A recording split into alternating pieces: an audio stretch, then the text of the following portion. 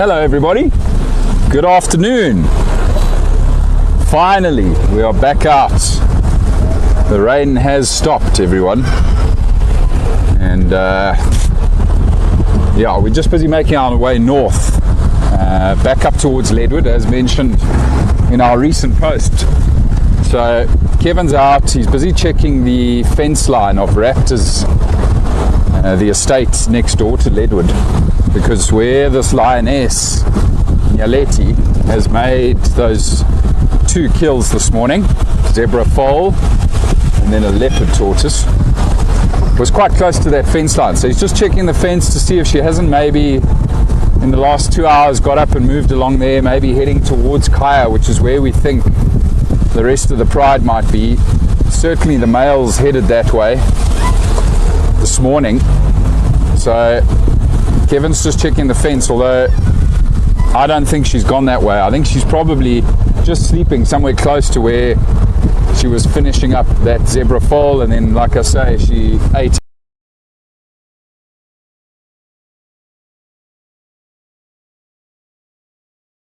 So if we can find her, Kevin will then contact Dr. Peter Rogers, and he'll mobilize as quickly as he can and then head this way to come and try dart the Nyalethi Lioness.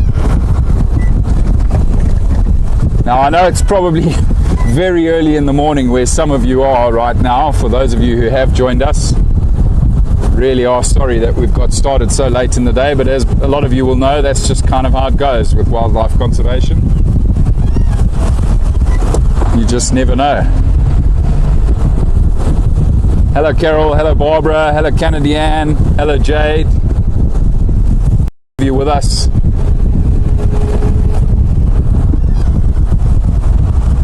Let's see if we can track down that Lioness. Now, on the way back to FC, when we were heading back to camp to get the computer sorted, Basil and I drove through one of the rivers, the Sunsloot River, and it was incredible, guys. It's already, this river is flowing about a foot and a half deep. That's how much rain we've had in the last 6 hours. A lot of rain has fallen. I'm not entirely sure exactly how much, but it was bucketing, absolutely bucketing down. So really fantastic, you know, for the area, for the reserve, to have received that much rainfall again. Of course, the timing has been impeccable with what we're trying to achieve here today, but we have a break in weather now, which is perfect. So all is good. I'm moving at quite a pace, as I'm sure you probably noticed. I'm just trying to get up there as fast as I can to go and assist Kevin. I, of course, don't want to miss any action either. This Lioness has certainly been very busy the last week, making kills regularly on her own, and of course moving around, quite actively searching out the males.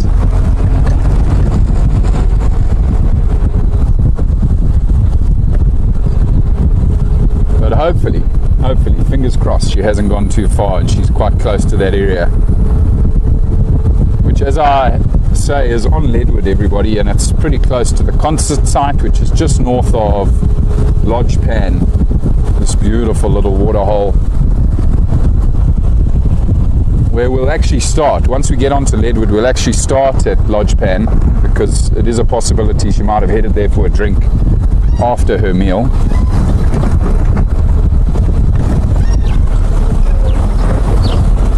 So you'll see on the road up ahead here in front of me all the slip sliding I did on the way back up here earlier. This was during the rain, and you can see how saturated the soil is. It's become a mud bath out here at the moment. We actually almost got stuck here, Basil and I, on the way down.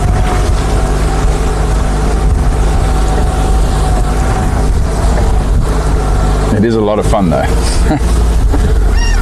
I love it. I love driving around in the mud. Oh, still very sticky.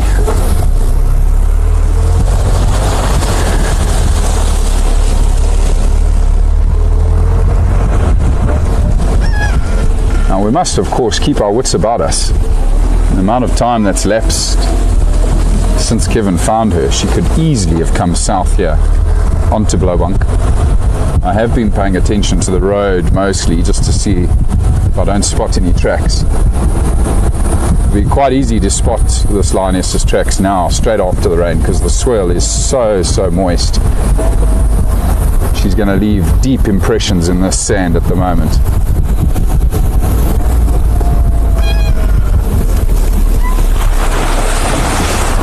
Yeehaw! Some baboon tracks. A troop of baboons have just walked up here. Smell those baboons. My goodness, their feces really honks.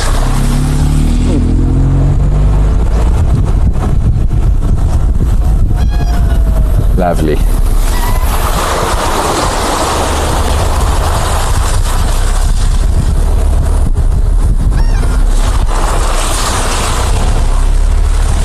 Exactly, Carol. Thank goodness for VM.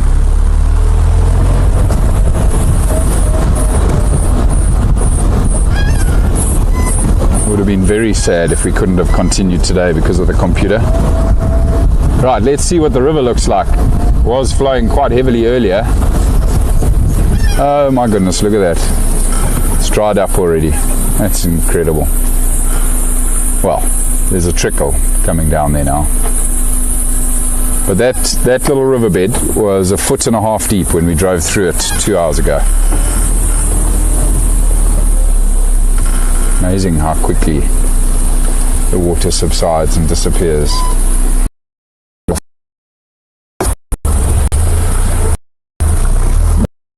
Over there.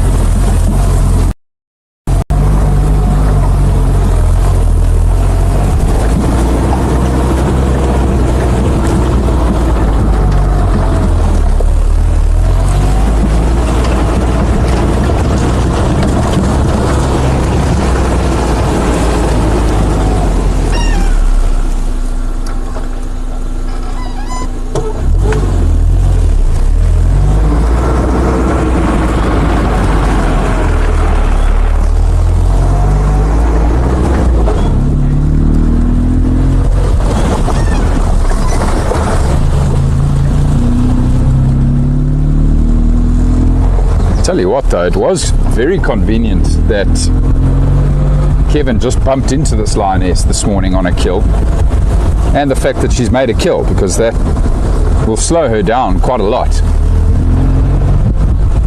You know, it was a newly born zebra foal, but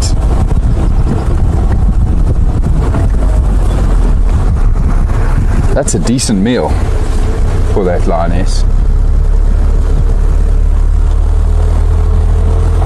So she could very well just be resting with a nice plump belly close by to where she was feeding earlier this morning. Interesting behavior from this lioness. On 2 occasions now when she's been feeding or recently made a kill, she's run away from the vehicles. She did it with Brent when she killed a warthog. And she did it again this morning when she killed that zebra foal. Rather interesting behavior, so a little bit nervous, a little bit anxious. Perhaps just with the kill and the fact that she's on her own, she feels a bit nervous, you know, that she may be robbed of her meal. Not entirely sure, but not seen these lionesses run from a vehicle ever, in my experience. See, there's a cyclist busy coming along the road up ahead here on the raptor's side of the fence.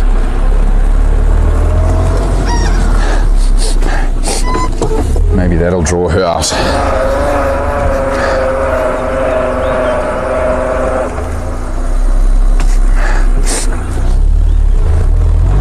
Thought I could smell something there. Hello, Michael. Good to have you with us, sir.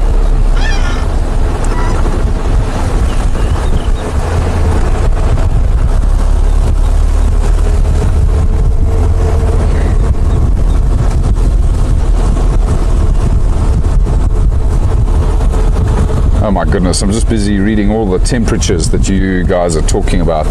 That's terrifying. We would, myself and Basil would be struggling with that.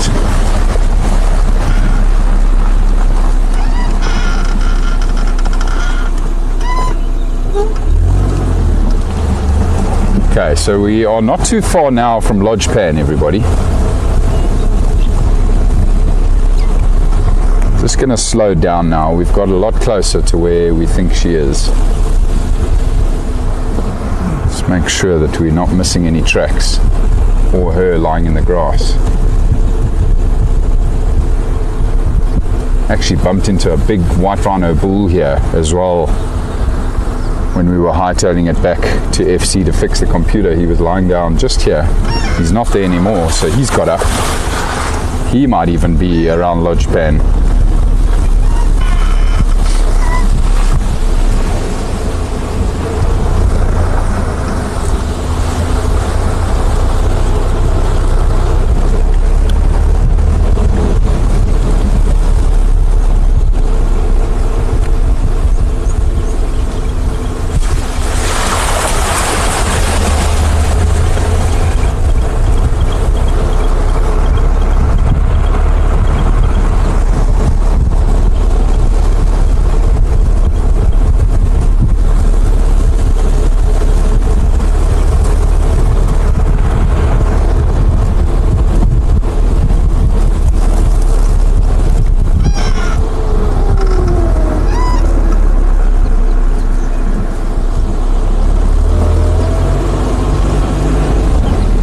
See that's where Kevin came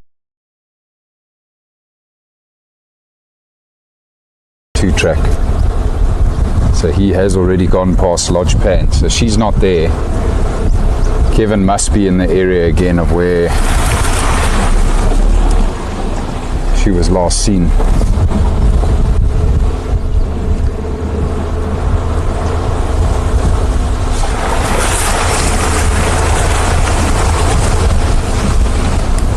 Kevin, did you check the viewing deck at Lodge Pan? Negative, I didn't come at that and I came up to crossings onto the fence.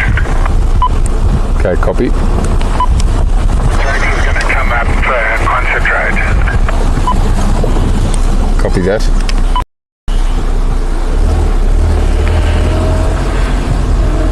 Beautiful grey heron here at Lodge Pan. So you would have heard me just checking with Kevin to see if he checked the viewing deck that my father built here at Lodge Pan. These lions sometimes sleep on top of it and will sometimes even sleep underneath it. I'm just going to quickly go around and have a look there. There's no tracks of her coming to drink on this side of the water.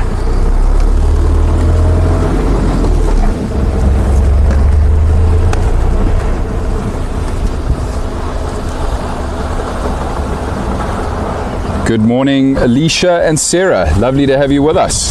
Hello, Julie. Wonderful to see so many people joining us. We're all very excited about this, of course, folks. No sign of the lioness yet, though. We are back in the area of where she made the kill of the zebra foal this morning. And myself and Kevin just trying to locate her again before we then obviously contact the wildlife veterinarian, Dr. Peter Rogers, who's going to come out and assist us with the darting of Nyalethi, the lioness.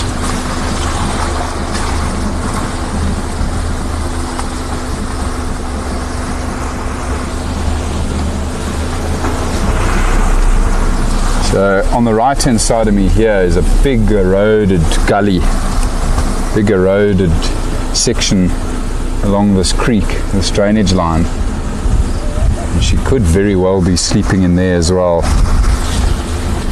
I have found her in there a couple of times, well, the pride in there a couple of times in the past.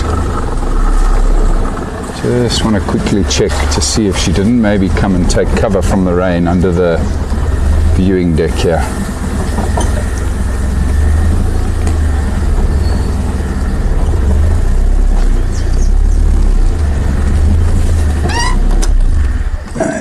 under here.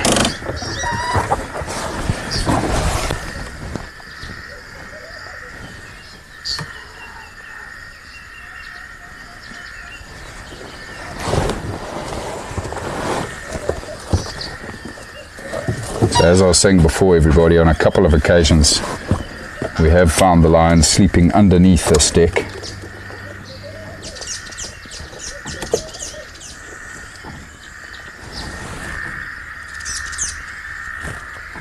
Incredible to hear all the frogs that have come out after the rain.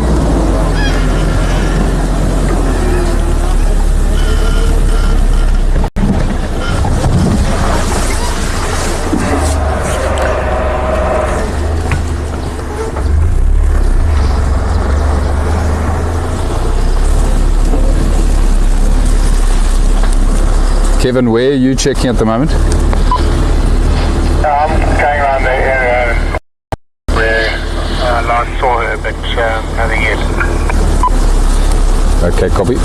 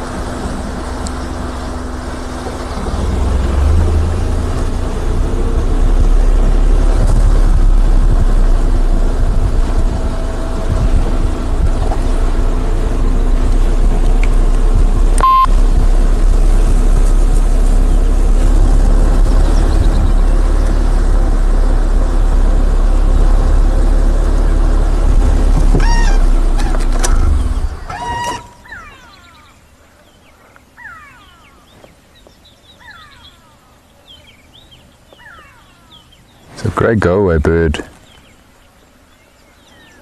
Alarm calling back here.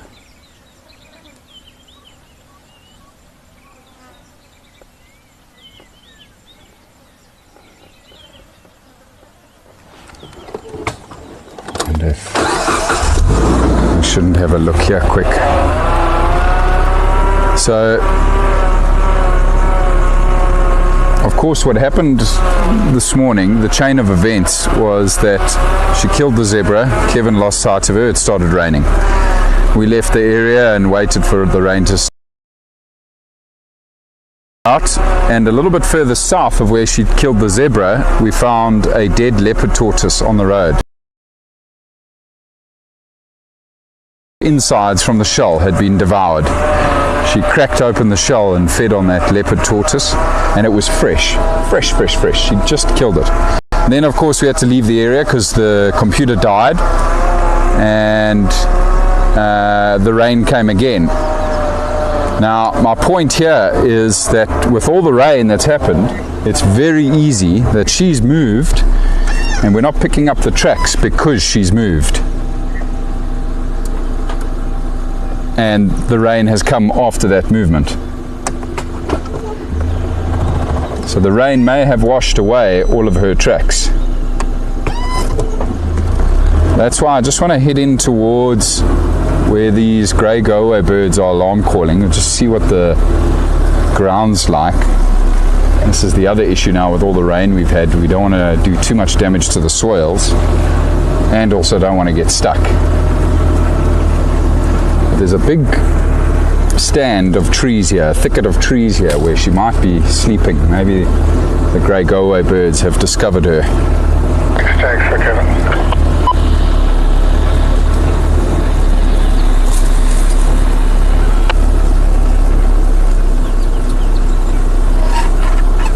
Oh man, and it's just so easy to miss her right now, everybody.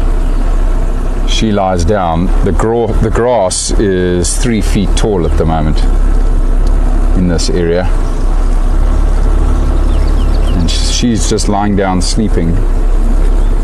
You won't see her unless you're literally 20 yards from her, 15, 20 yards from her.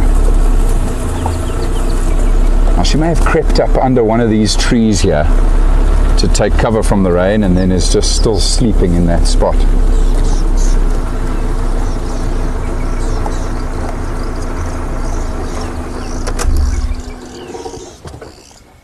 The grey go-away bird has gone quiet now.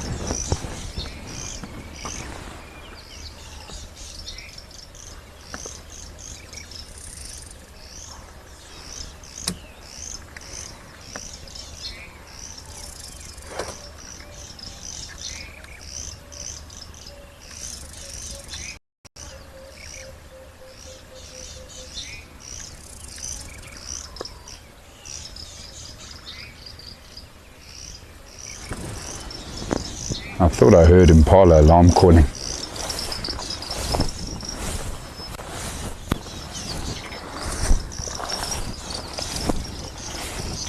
Kevin, hello? Yeah, go ahead.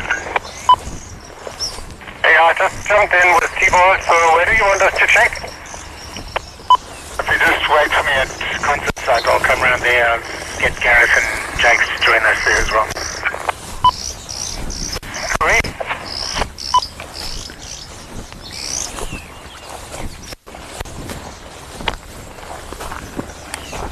Have you located her, Kevin? No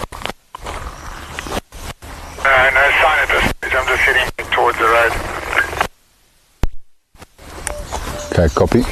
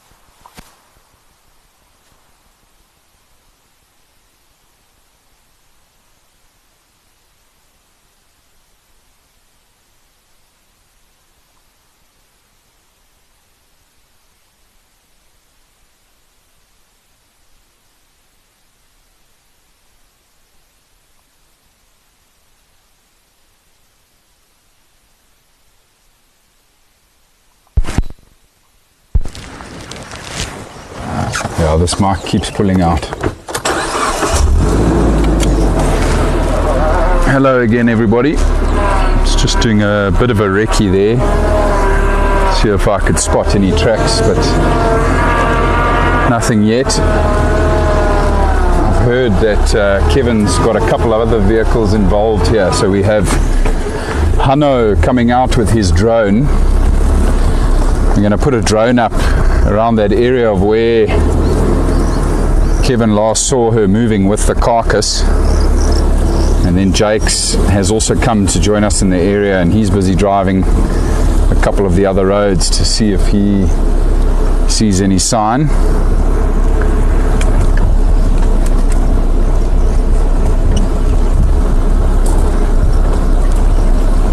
It's a combined team effort this morning, or rather this afternoon now, while we all try to find this lioness.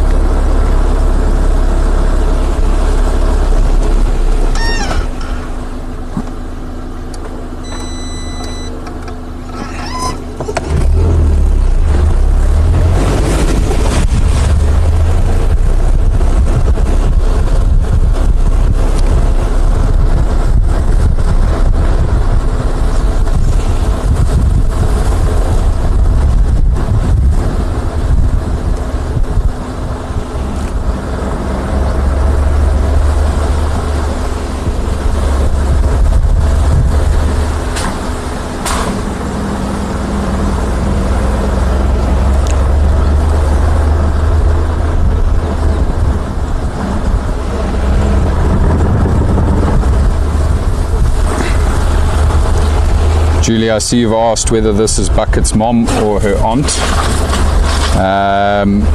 Her mom has passed away, so this is her aunt that we're looking for at the moment.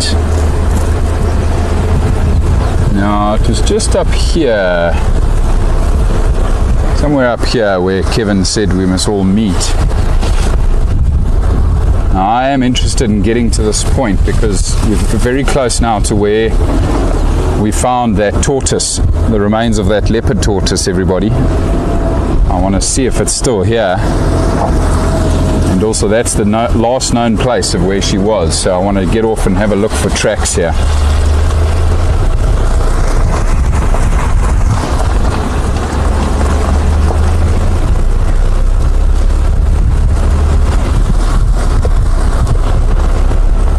My gut's telling me she might be in this block to our right here. Hasn't quite made it to the raptor's fence line yet, but shortly after eating this tortoise, I think she went in this block of land here to our right. So I might need to spend some time walking in here on foot, just see if I can find any tracks. But we'll start where that leopard tortoise was.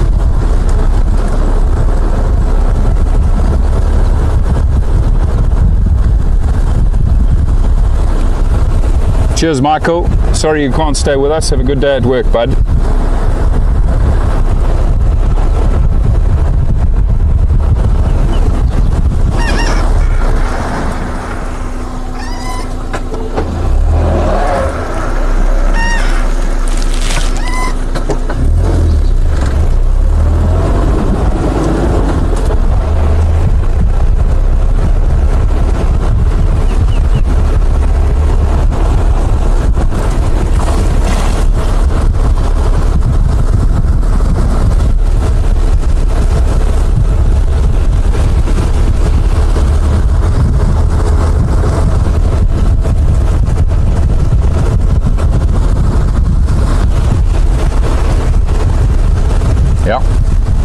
Tortoise, the remains of that tortoise still sitting here. Now this is exactly how we found this tortoise, everybody.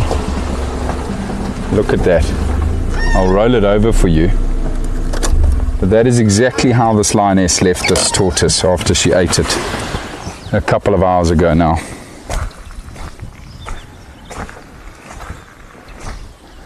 All right, cheers, Carol. See you soon.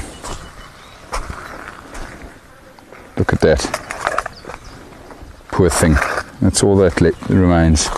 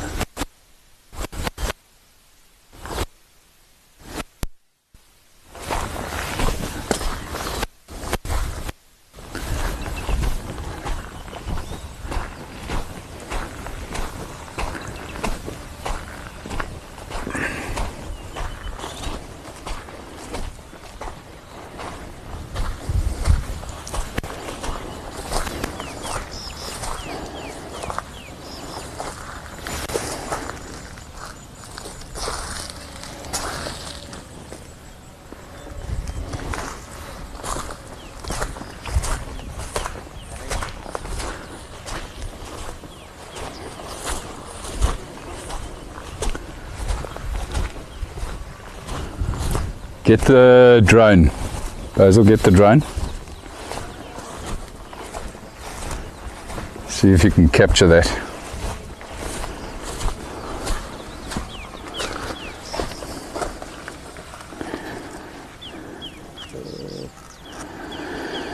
I can get it on picture. You can't? Yeah. Huh? Okay, don't worry. Hello again, everybody. Just taking a short walk through here to see if I don't see any tracks, but nothing yet. Kevin, were you trying to get me on the radio?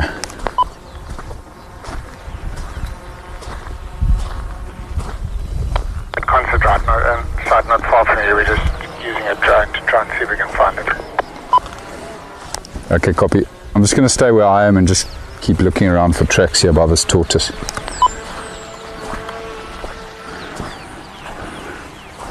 So just an update, everyone. Hanno has arrived.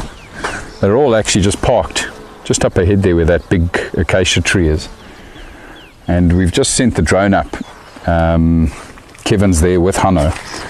And they've sent the drone up now to try go into exactly where Kevin last saw the lioness, at least where he last saw her on the zebra foal. Now that's in there, down there, but the reality is she came from there and ate this tortoise, which is why my gut tells me she went in here after she ate this tortoise. Anyway, so we're just going to stand by here for now and see what the drone comes up with, everybody, and I'm going to keep walking around on foot just to see if I can pick up on any tracks. Like I say, it is tough because of the rain we've had. It's now washed away any tracks she left behind earlier, but we'll keep trying.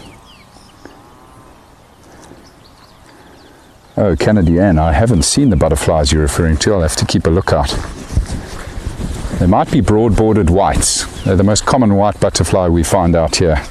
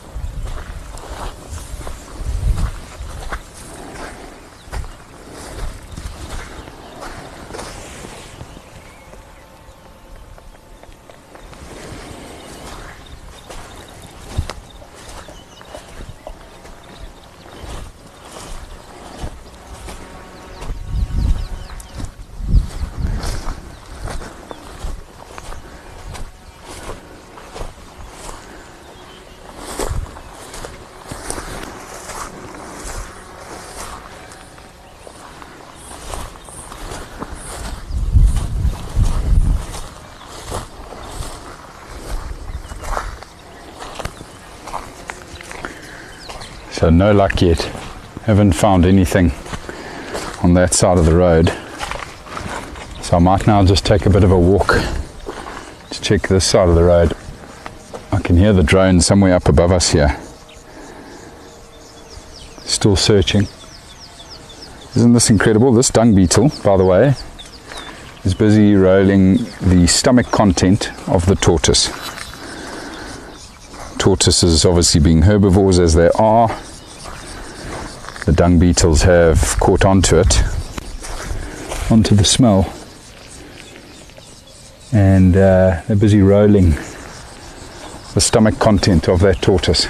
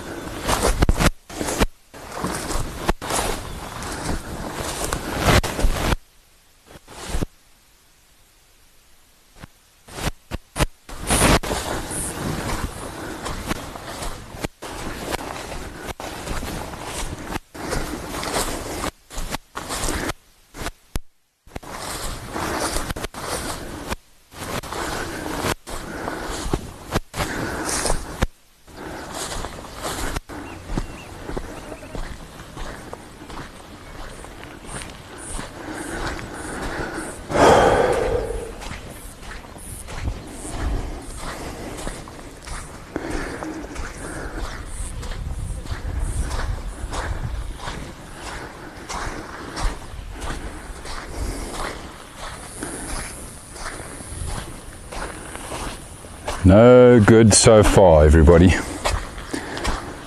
Not a single track anywhere. The rain has certainly washed away any sign of this lioness, which is proving to make life very difficult for us here.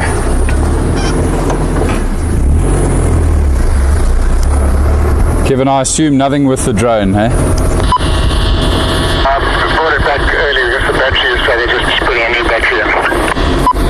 Okay, copy. Are you going to check elsewhere?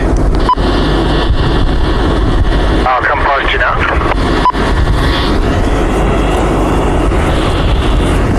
Watch this jacket here, Basil.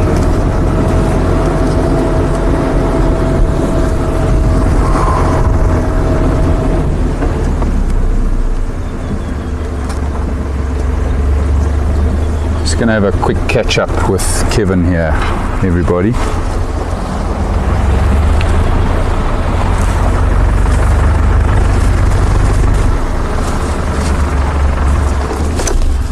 How's it? Try and get some work done, but Tibolt's going to put a grid with that drone. Okay. We went down as far as the drainage line Yeah. and looked in the drainage line, and the battery started getting warm. Okay. But he's got others. Okay. But she's either, I reckon, there or that's Yeah. tortoise was Fresh. before the rain. Yeah. Fresh. I don't know whether I just didn't notice it when I came up, but she killed it already, Yes. and then found the Yeah. zebra or the other way around. But Yeah. Where did she take down that zebra foal? yeah, just where the bush starts. So, Okay. where the taller trees are. Yeah. Just visible from the road. But you've driven around that area now. I mean, you can always try again. The grass is long. Yeah. But I was looking at the zebra baby. I was about to get my binoculars to have a look at the zebra baby. When I looked up, the zebra was gone, and heard the screaming, and she'd come in and take it. And I saw her just grab it and run. Jeez. And then when I got there, she kept moving away from me. She still had it. It was maybe 2 days old. She was. So Yeah. it was easy for her to carry it. So Yeah. she could have taken it when you needed it. But I can't see that she'd take it more than that. I can't find any sign of it. Yeah. And have you checked all the roads on this side? I just don't know. Earlier on, I did a round on it. And Earlier on now? Earlier on. last time.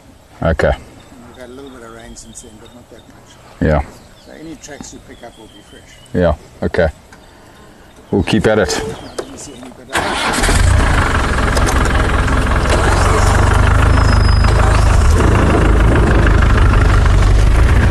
See, the tablet's gone off, eh? Sorry? Okay. Thanks, Jake, for Kevin.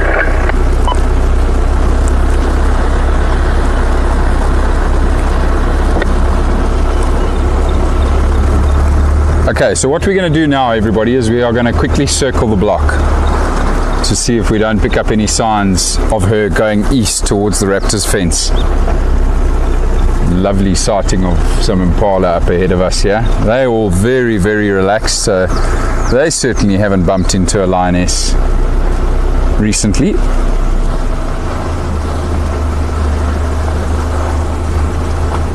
Hello, everybody. Aren't you lucky that you didn't have a run-in with the lioness today?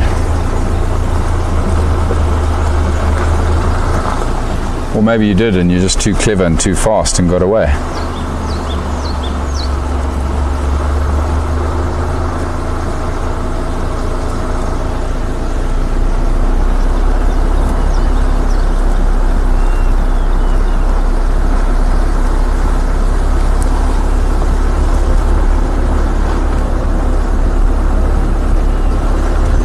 Hello Jennifer, hello Jan, good to have you join us with the very tough search for the Nyalethi lioness.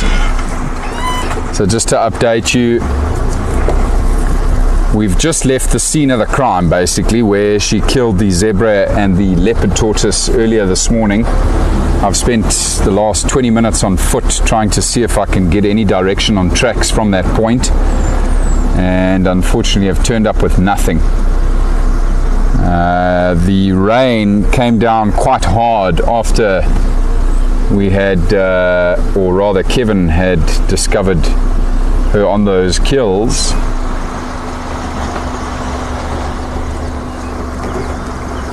And so since the rain has come, it sadly washed away all the tracks. You can see how clean the road is here. That's because of all the rain. There's hardly any tracks there. One set of tracks of an impala walking along there. But we're going to keep at it. So one of the other homeowners is here with us. He is busy flying a drone over the area. He's basically going to do a grid search of the area and see if he has any luck spotting that lioness. They'll keep us posted as they go, and we're going to do the same. We're just going to keep driving around here, everybody, and see if we can spot her, see if we can find some tracks. Maybe we get lucky and hear some alarm calls. Just keep at it for now. Obviously really would like to catch up with her as soon as possible.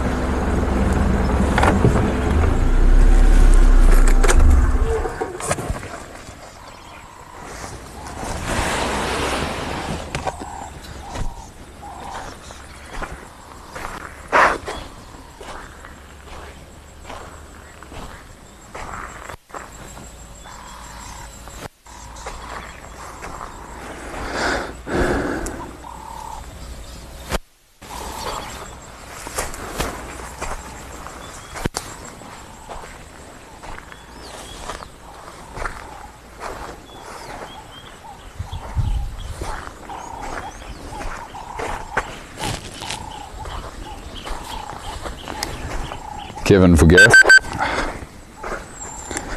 Kevin for Gareth. I'll go ahead. How far up Twin Crossings did you go along southern fence line of raptors? Just to the link from Lodge Pen. Okay, copy.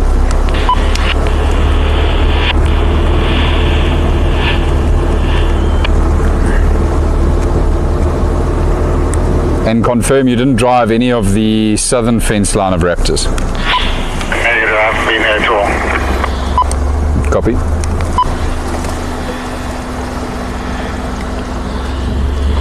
So those are areas I want to check now.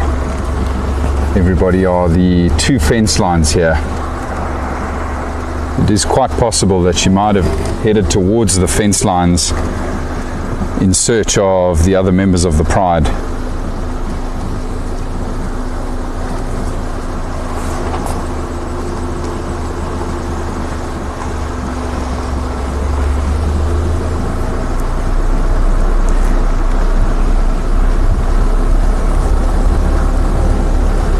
Yeah, we have not found her yet, Carol. There's absolutely no sign of her just yet. The drone has done one sweep of the area. They're just busy changing batteries on that drone, and they're going to do another sweep shortly. That's the area close to where she had made the kill earlier. And what we're doing is we're just searching a little bit further adrift, further to the east. Just to see if I can pick up on any sign of her having left the area.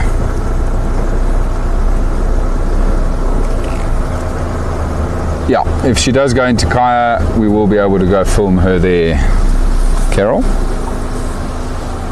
Spoke to VM about that earlier. He said he doesn't think it'll be an issue. We've obviously done film work on Kaya before, and so quite certain that everybody will be quite understandable as to why we'll be crossing that side if she has gone that way. big aeroplane, an Embraer A190, busy coming in with a whole bunch of guests, I'm sure, that are about to go out on their safari. They're about to land at Eastgate Airport here in Rietspruit.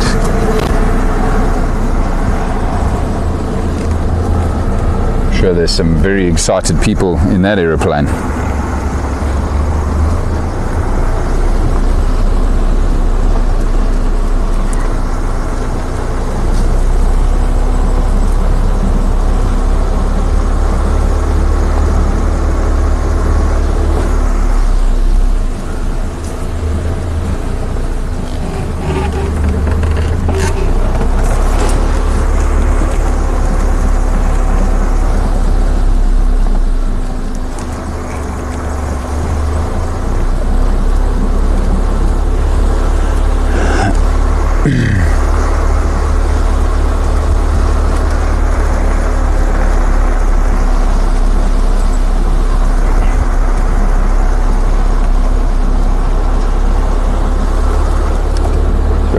Cleared up quite nicely now. I don't think there's much risk of any further rain today, which is great news. Hopefully we can find this lioness. Of course, it is just so enjoyable and beautiful being out here. Obviously we have our objective, our mission for the day, but so often it doesn't go the way you planned it. But ultimately it's time spent out in the bush, which I'm always grateful for.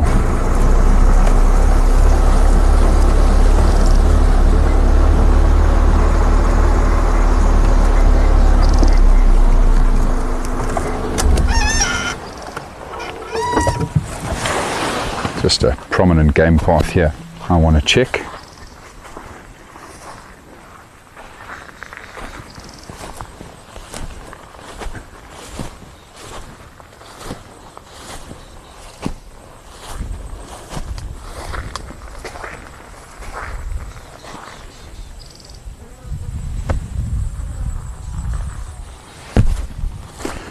So the reason why I want to go and check the fence line is because the male lions were quite close to where this lioness was this morning. They walked along that fence line and they went onto Kaya. But while they were moving, they were vocalizing, they were roaring. So because of their proximity to where she was, maybe after she fed, she decided to go and try link up with the males again, and she may have walked along the very same fence line, heading in an easterly direction.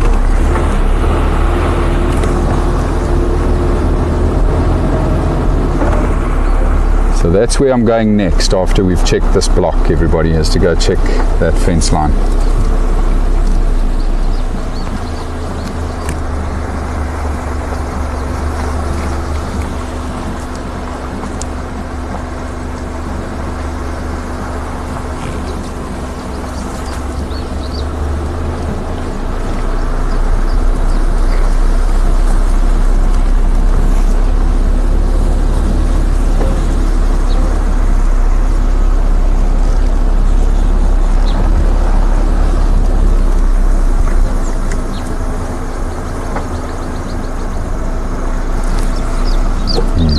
The substrate of soil we're in here is very difficult to track on.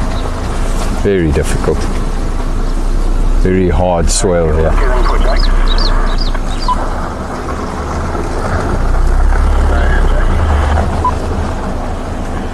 Kevin, have you located or would you want me to go?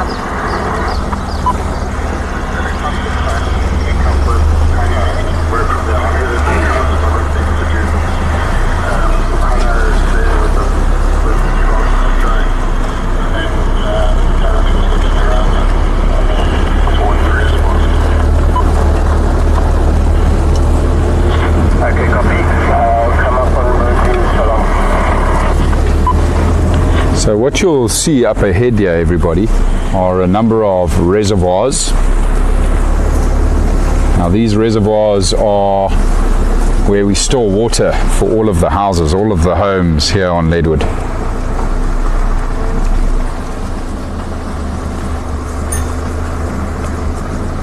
Just want to see if she didn't come up this way.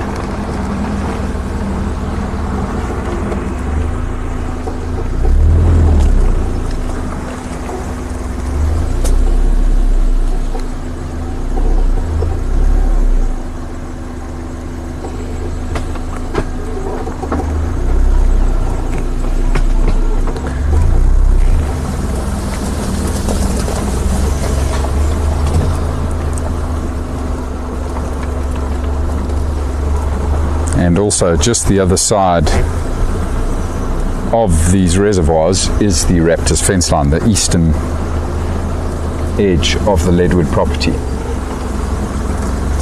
which is where we're going to go next.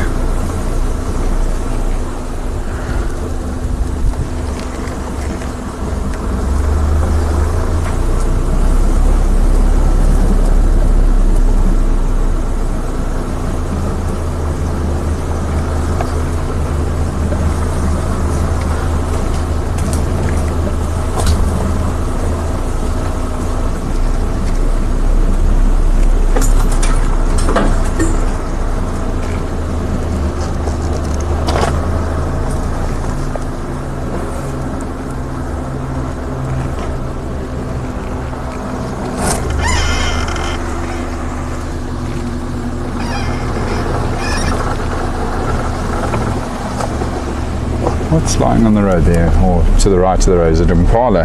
Looks like it. Yeah. Some impala there. Looking rather relaxed.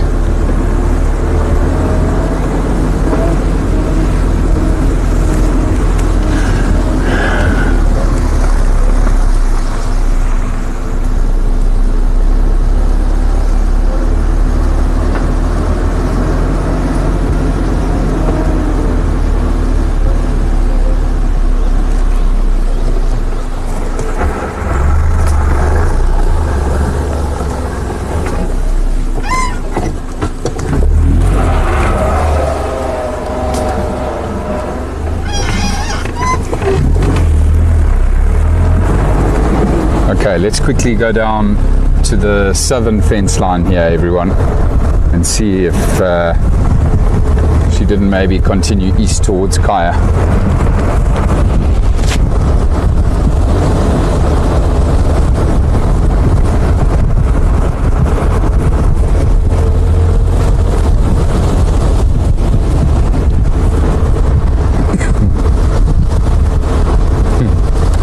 I do see a giraffe in the distance, not on our property, but on the Raptors side of the fence. It's like he's just sticking his neck and his head over the fence to see what it's like on the other side.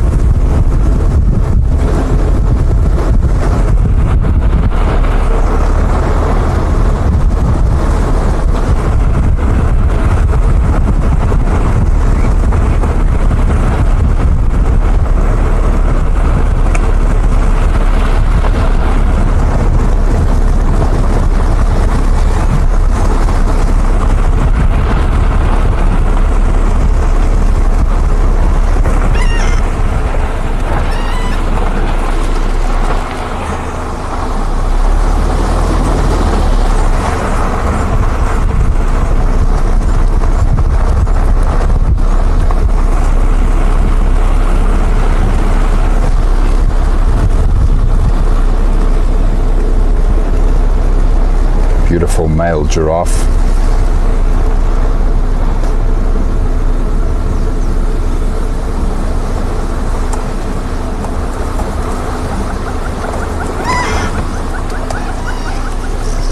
Had a couple of oxpeckers for company as well.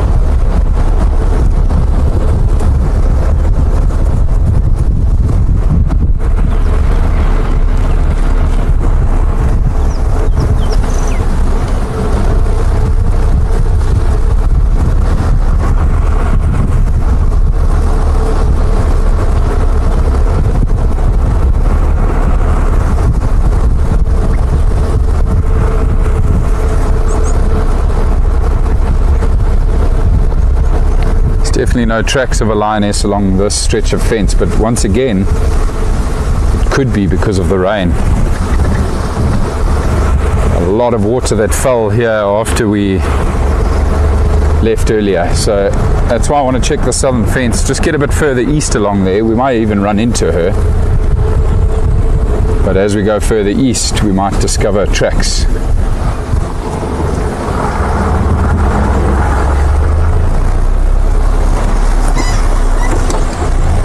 Oh man, look at that bird, look at that.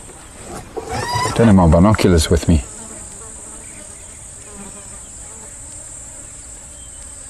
Can't really see exactly what it is, but it looks like a green-winged petilia. I didn't bring my binoculars with me this time, everybody, but what a beautiful bird. 99% sure.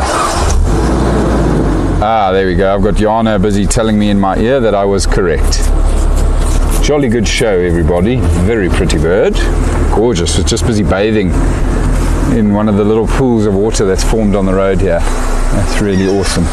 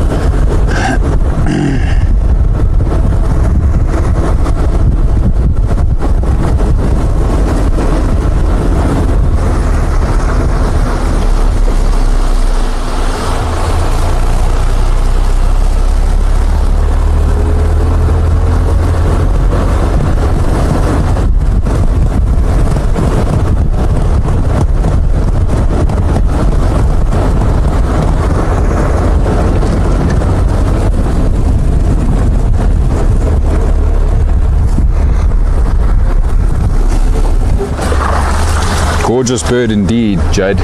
Absolutely stunning. We're so spoilt with the amazing bird life here on the Rietspruit Game Reserve as well. Especially this time of the year. All the birds in their breeding plumage, all the summer migrants have returned. Lots of mating and territorial activity, lots of birds chirping, lots of vocalizing. Wonderful time of year for them. As I say that, I can hear European bee eaters calling on the wing above my head.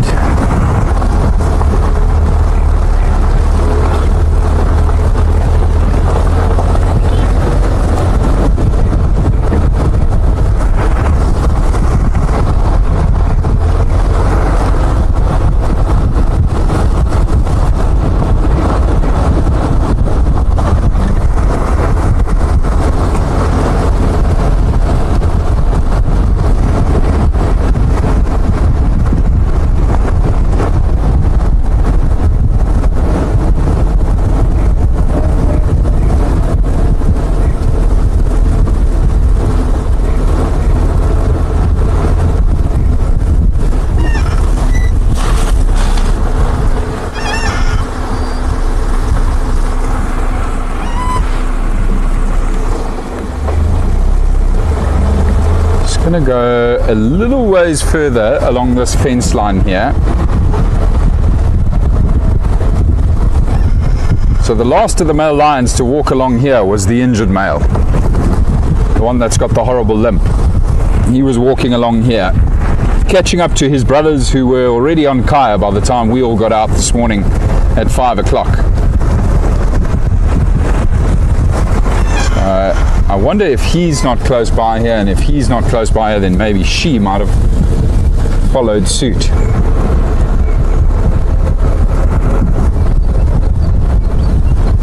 Again, no tracks on the road here, not even of the male that we know for sure walked along here.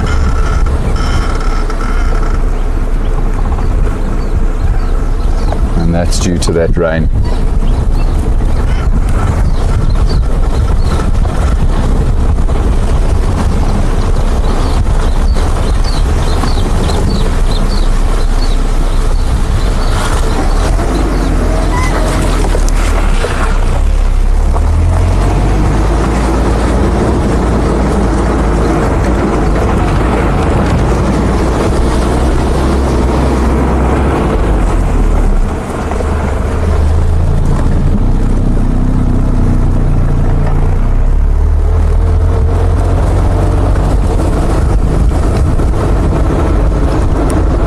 Jake's for Gareth.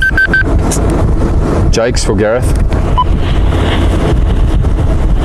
Standing by it.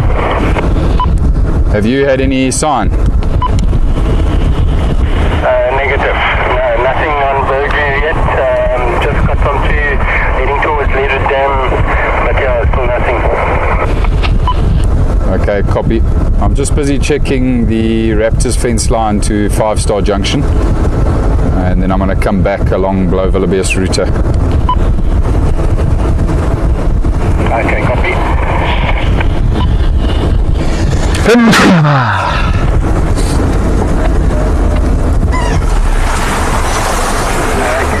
other sites you want me to check?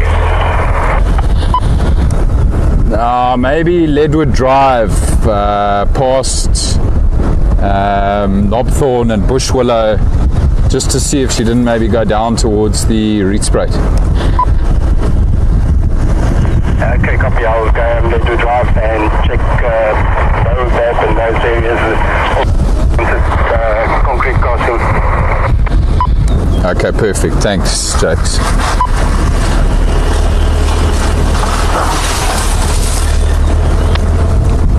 A little daker that's just stepped out into the road up ahead there.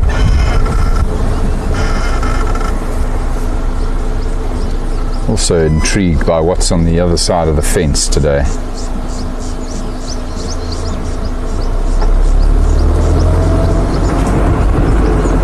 On a couple of occasions, everyone, we have found... that's why he's intrigued. There was another daker on the other side of the fence. I was just going to say, on a couple of occasions we have located the male lion sleeping in a spot just up ahead here on the right.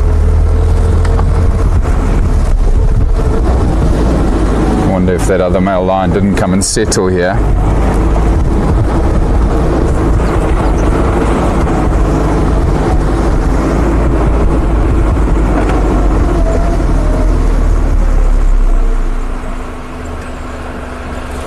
Doesn't look like it, there's no tracks there.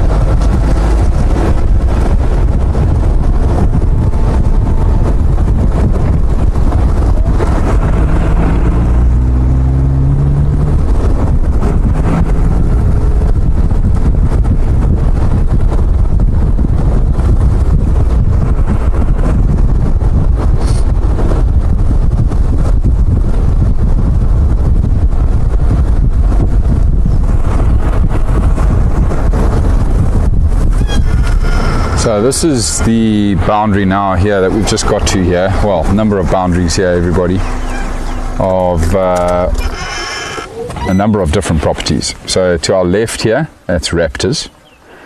Then if you go across the road into that block there, that's Kai and Lovu. And then out this way is the Blue Canyon Conservancy. And then behind us diagonally over here is Blowbunk, and that's where all of these properties meet, right here. So the male lions were last seen coming this direction, but I mean I can see now just by having a look around you can't see any tracks because of this rain.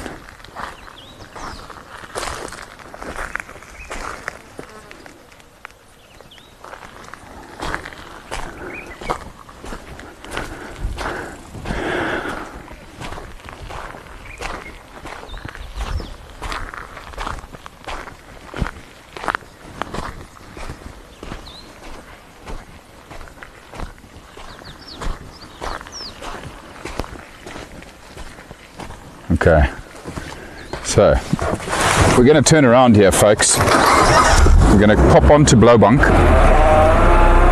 and then work our way back towards Ledwood along the next road that runs parallel to the fence line, just to see if we don't have any tracks along there of this lioness perhaps coming this way. Another beautiful drive, beautiful road. We'll be going past Lowveld of South Dam on the way back now.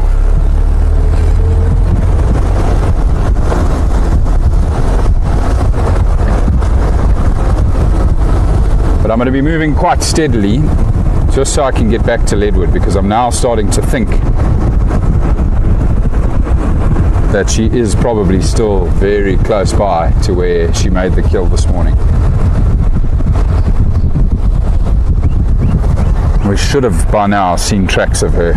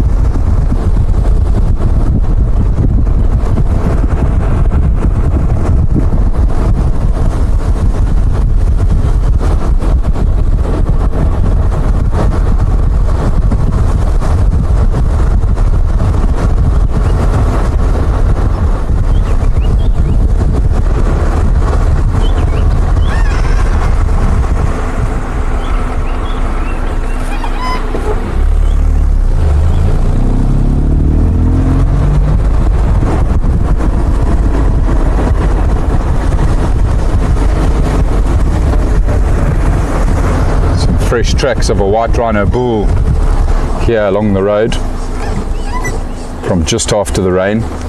Go up ahead there, Basil, you see them nicely on that mud there.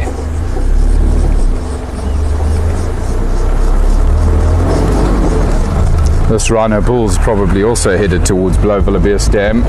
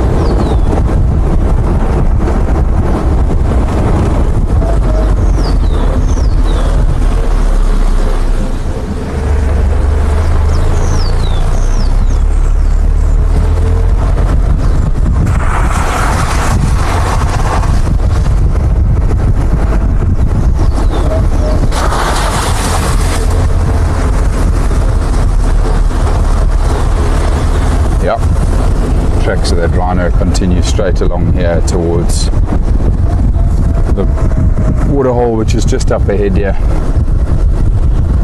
No lion tracks yet.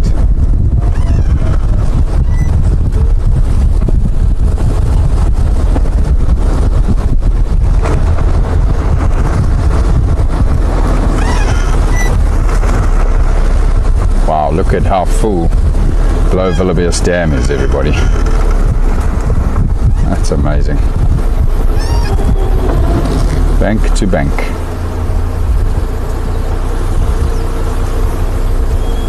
It's beautiful. Really beautiful.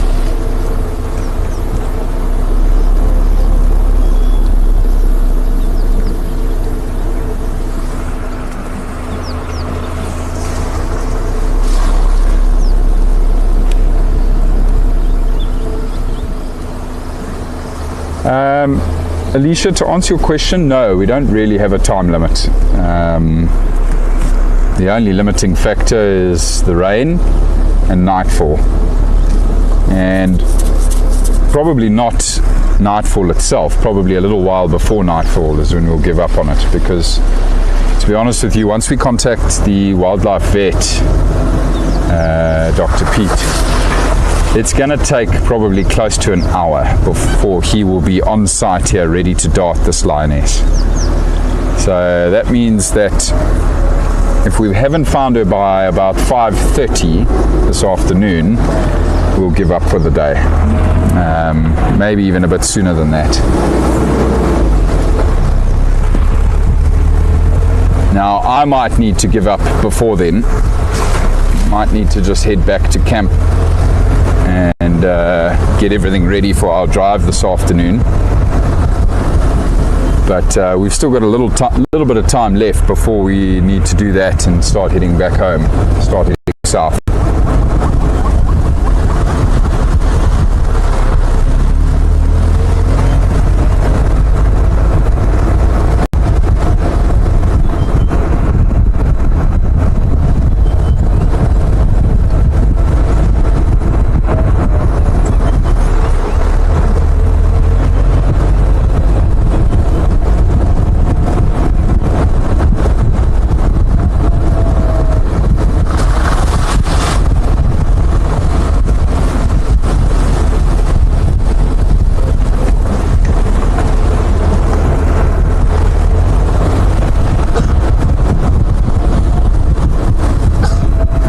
Bless you.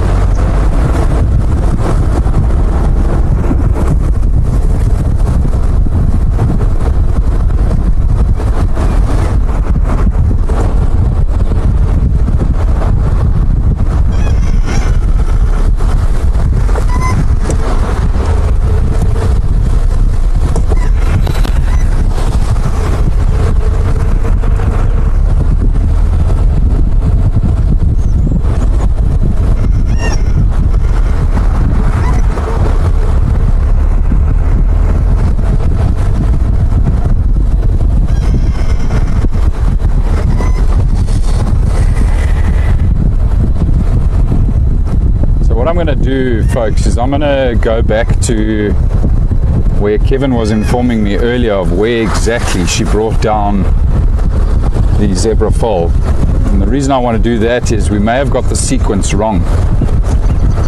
Maybe when Kevin found her on that zebra kill, she'd actually eaten the tortoise before the zebra. This is what we were just discussing earlier when I was chatting to Kevin.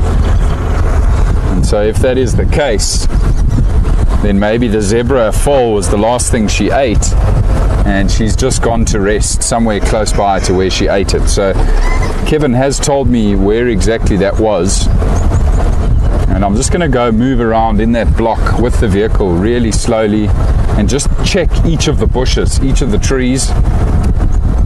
As I was saying earlier,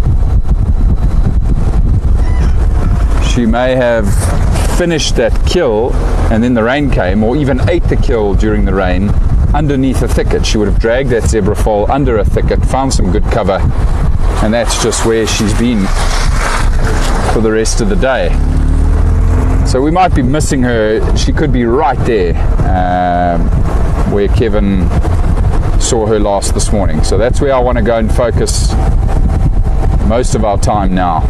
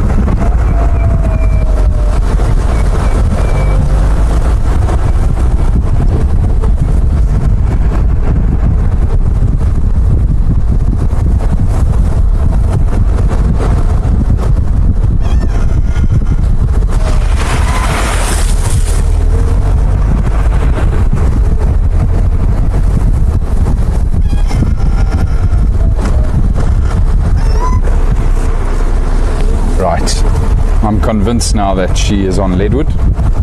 There's absolutely no tracks of any of these lions having moved further to the east. So we'll be crossing back onto Leadwood shortly.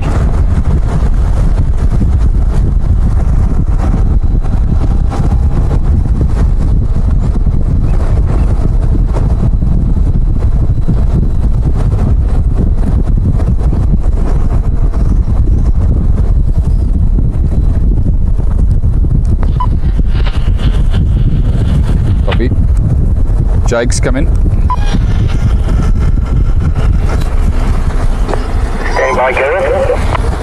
Have you checked concrete crossing Leadwood Drive up towards Lodgepan Road? Affirmative, yes. Nothing that side. I'm on Concorny now, and still no sign. Okay, copy, thanks.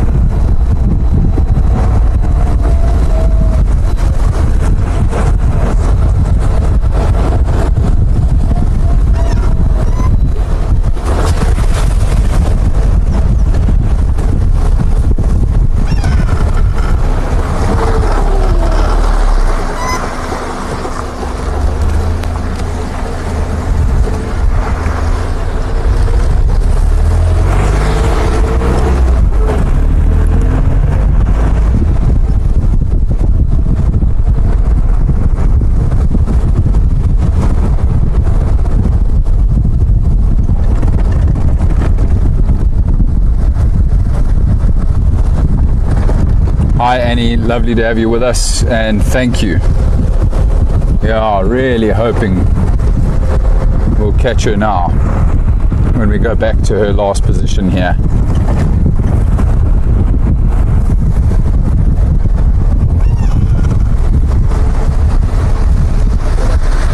How's it, are you? Lekker man. Fun line. No, you're supposed to bark today. Yeah, been up and down, but the rain's buggered us around today. Well, we guess so. This morning I heard a lion at all. Yeah. That's fine. It was that injured male. He's gone on to Kaya to join his brothers, yeah. I heard him out. I'm the one that heard you. Yeah. Kevin said he's around just somewhere yesterday. Yeah. And difficult there. Tough. Anyway. But it's lekker. Have a nice afternoon. Cheers, Chris.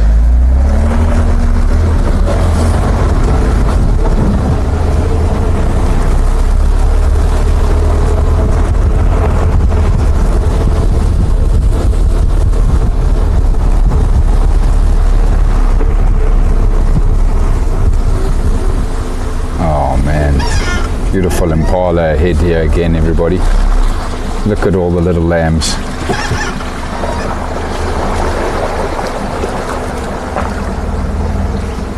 It's beautiful actually seeing them in the water like that. See the little oxpeckers, red-billed oxpeckers. One of the lambs has for company.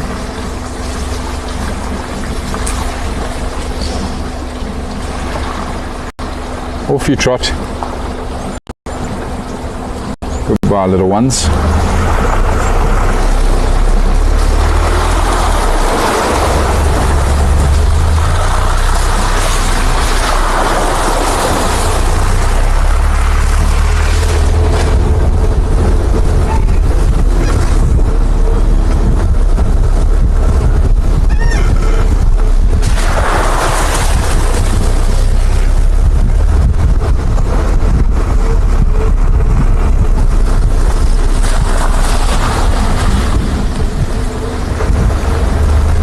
You know, the reality as well, I'm just thinking now with that drone that Hanno and Thibaut are flying, She just needs to be sleeping under one little thicket, and they'll never spot her with the drone. They would only get her if she was out in the open or out, you know, on the move.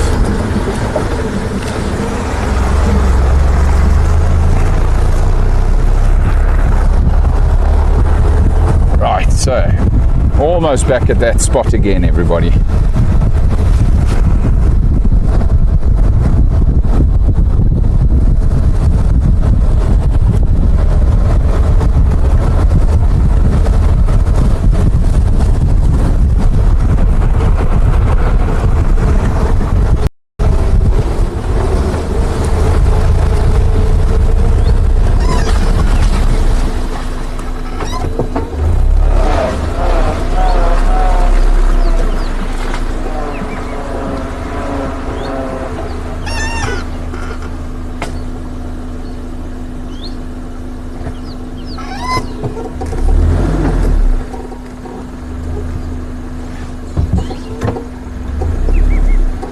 See what I see there, Basil? Not yet. Far out there, just something tawny coloured. I don't know if it's her though. Looks a bit small.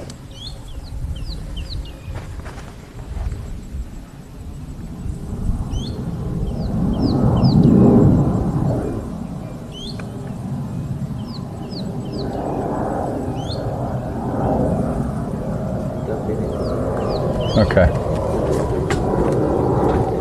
No, it's not moving. I don't think it's anything.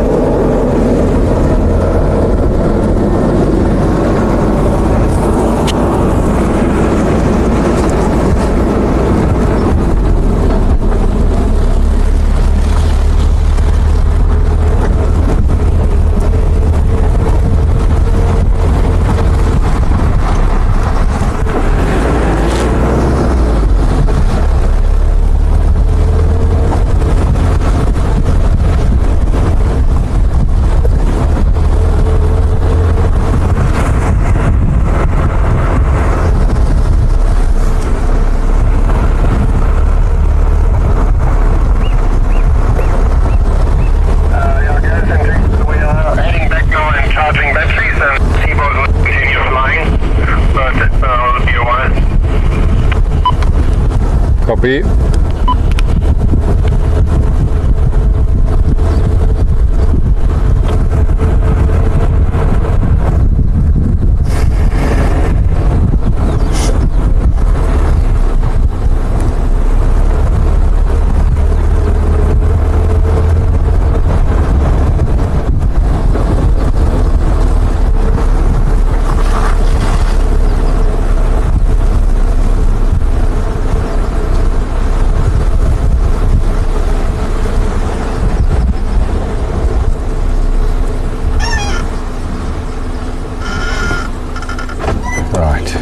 Go in here. You can see Jake's is up ahead there.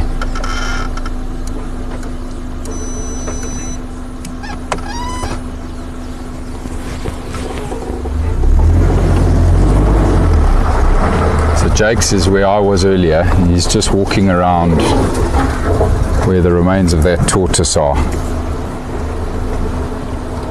Just going to move through this block. As I was saying earlier, everybody, move through this block slowly now and just check each of these little thickets.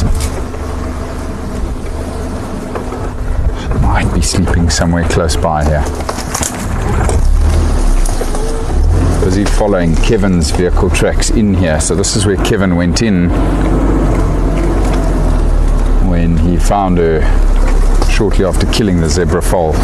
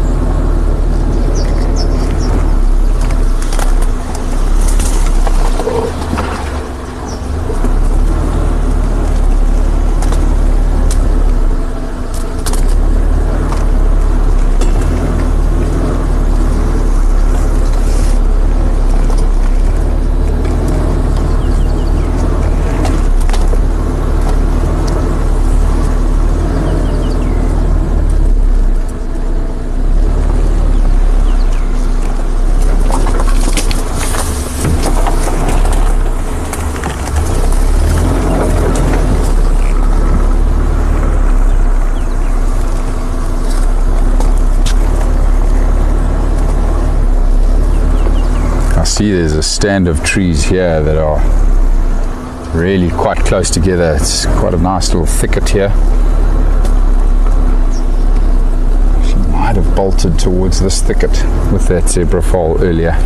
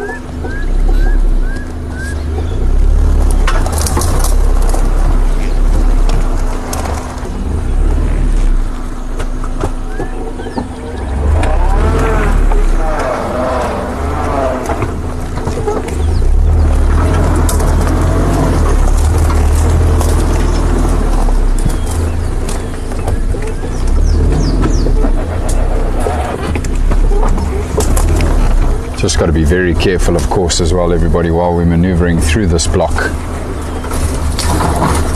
Just to make sure, once again, we don't get stuck, but also try not to pick up any punctures. There's a lot of stumps in here. Sharp stumps.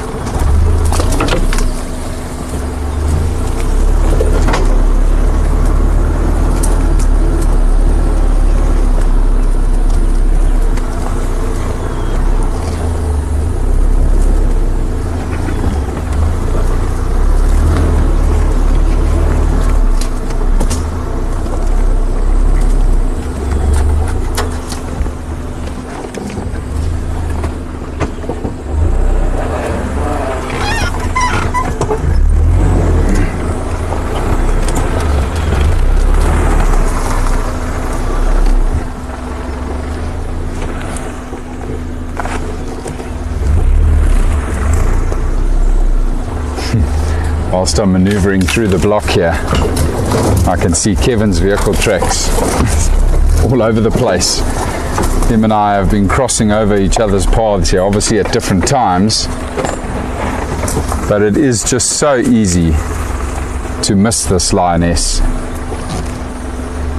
if she is, you know, lying down close to a carcass or lying down in the long grass here.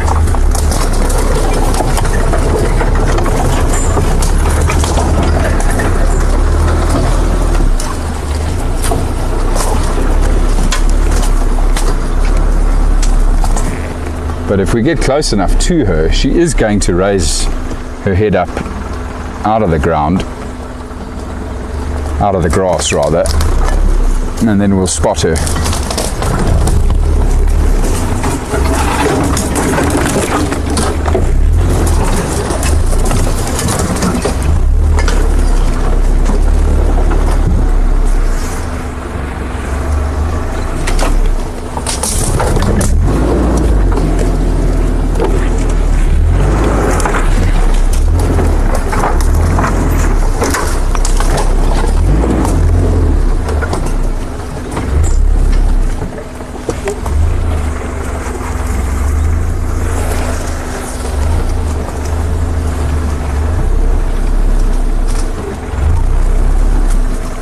Here she is, right here.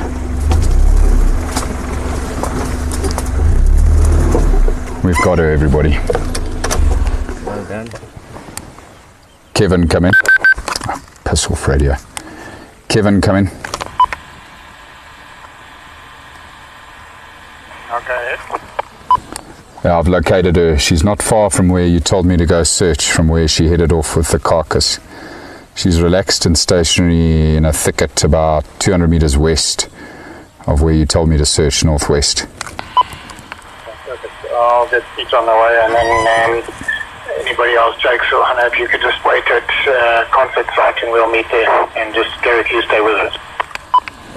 Copy.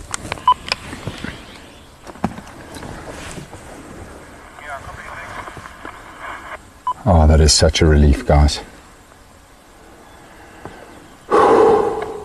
Oh, so happy we found her.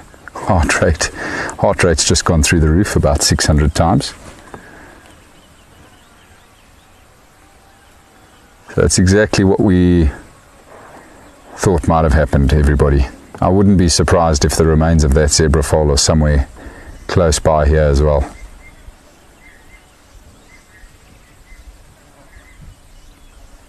She probably finished it up inside here. Check at that. Look at when she lies down now. Look at that.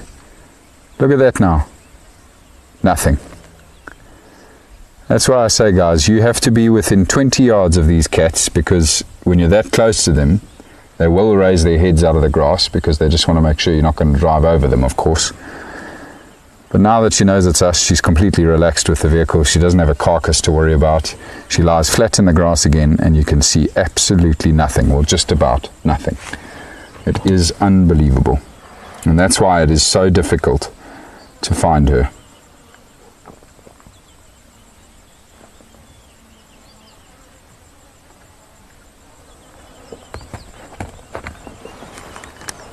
Thibaut for Gareth. Thibaut for Gareth.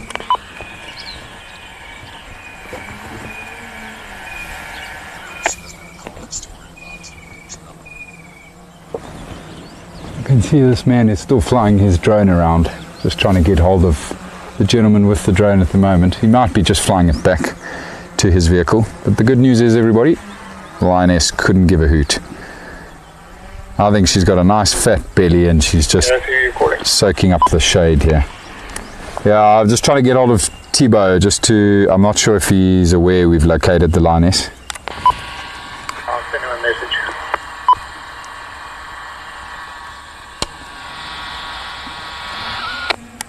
Jakes, do you copy, Jakes?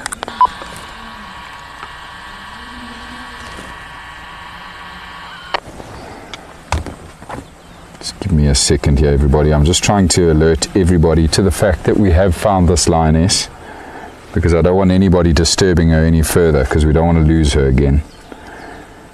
I did see Jakes walking around earlier, so I just want to give him a quick phone call and let him know that I have located her, just that he doesn't come walking in here, because if he walks in here, he's definitely going to spook her and she'll run.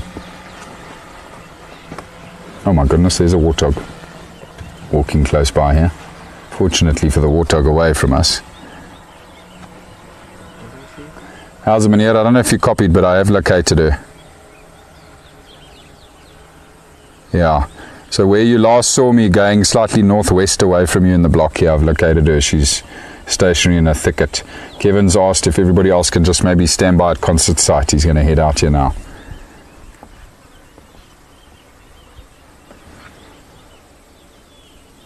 I think Kevin's on that at the moment. Yeah, thanks, Jakes. Lekker, meneer. Awesome, man. See you soon. Lekker. Ciao.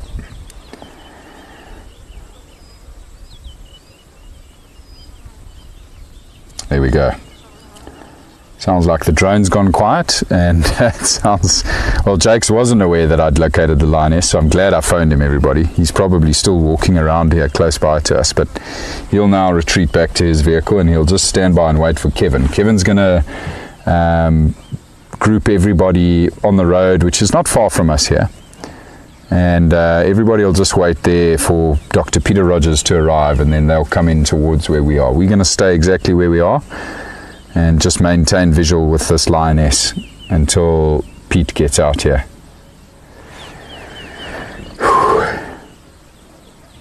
It is steamy out here.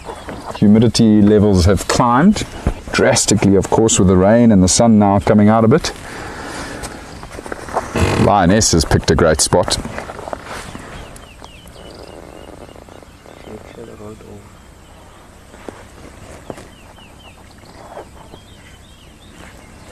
Yeah, she did roll over.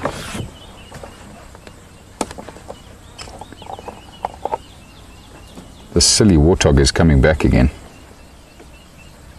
Oh, just lost him now. He's moving around the trees on the other side of us here.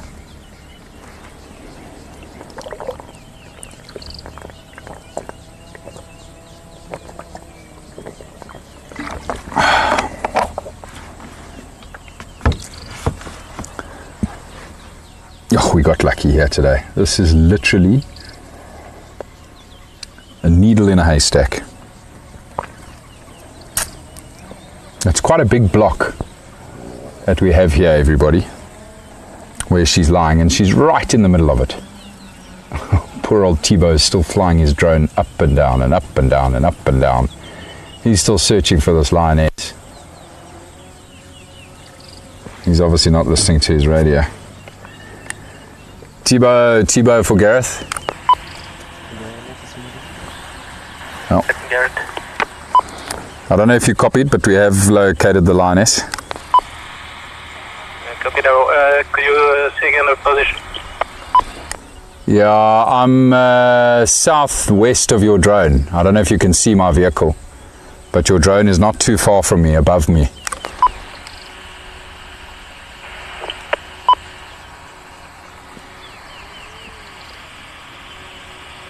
Yeah, so if you face more west, you should pick me up. I'm almost directly below your drone. Your drone's close to me.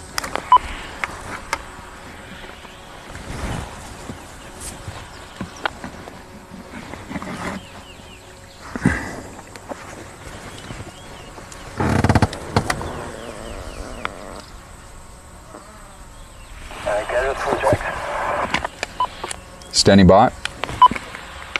Okay, Gareth, I'll go to the gate, Ledwood Gate, and meet Dr. Rogers, and I'll bring him to conference site.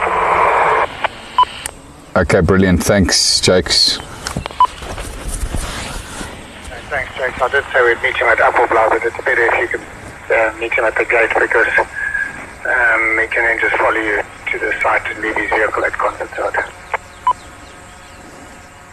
Okay, copy. Yeah, I think it's that light that way. Thanks, Karen.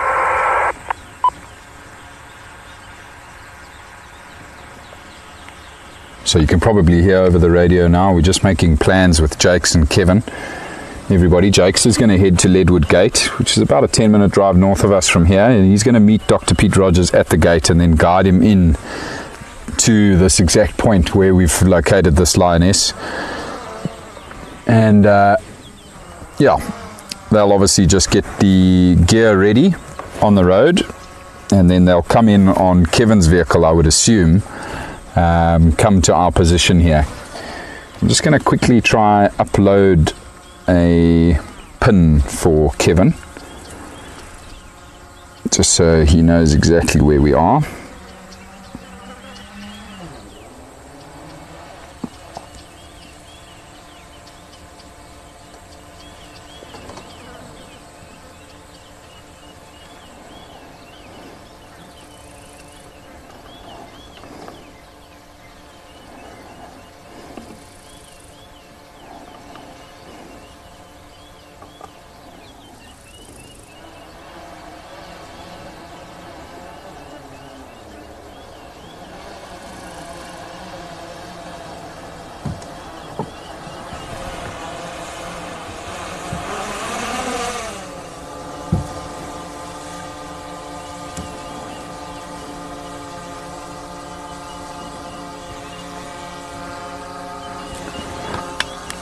Thibaut for Gareth.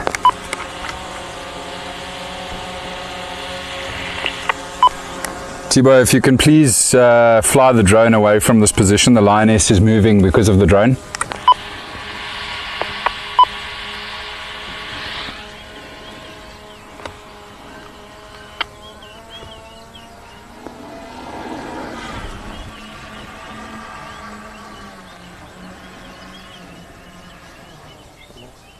Yeah, I see that.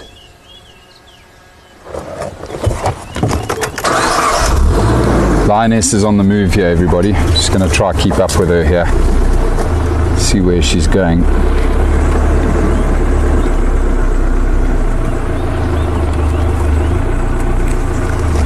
Oh my goodness, she's hunting again.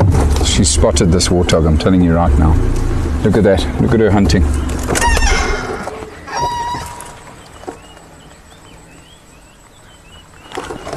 Okay. Basil, camera off the mount.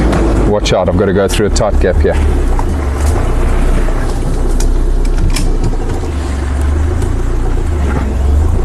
Yeah, she's busy watching this warthog. I can see the warthog in front of us here.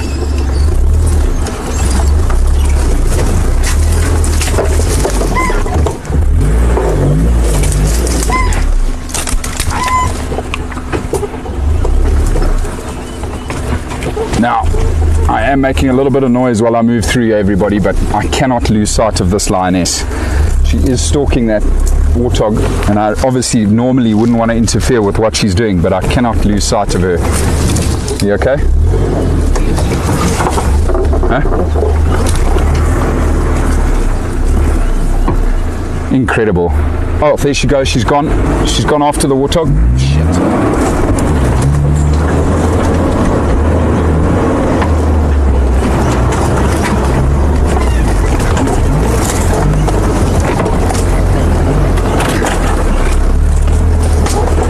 There's piglets everywhere here. She's chasing after piglets, everybody. What I hadn't realized earlier is this lioness, this warthog had piglets with her. Can you see her, Basil? Yes. Where? Yeah.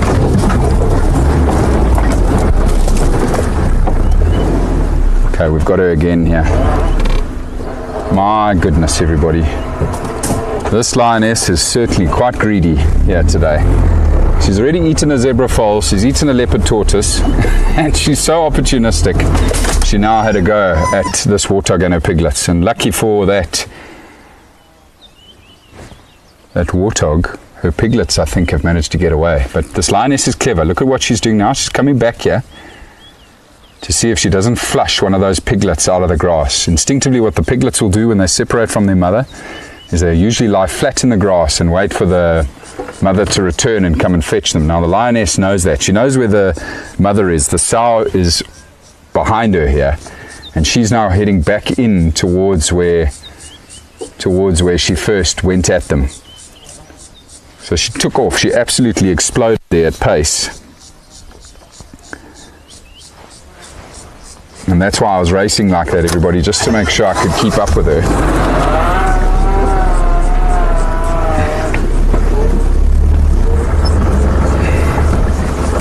Kevin, come in.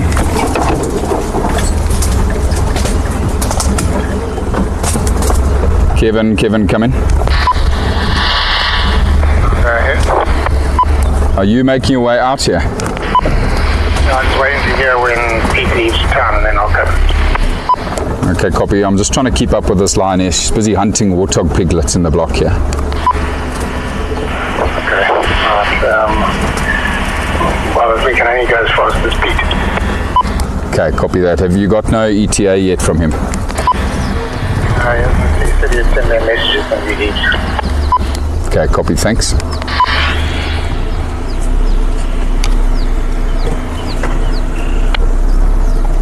Right, so everybody, it is our job, it is imperative that we keep up with this lioness. So we are going to try to do that as best as we can. Basil, you're going to have to be your head on a swivel here, but take that off the mount again. We're going to go through some thick stuff here again.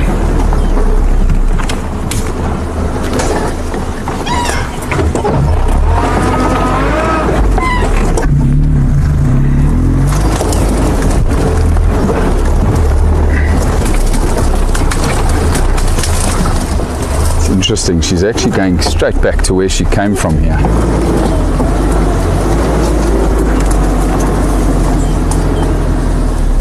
Straight back to that same thicket.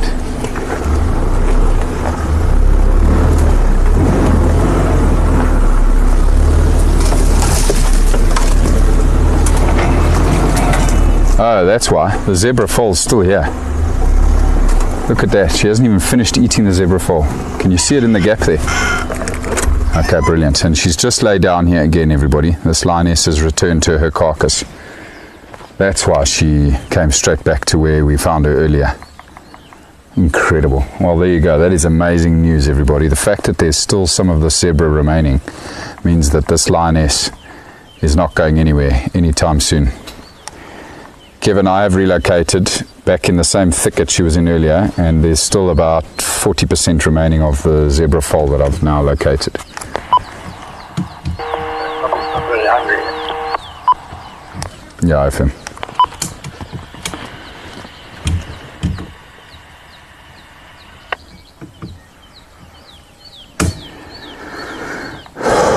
Phew, adrenaline rush of note there.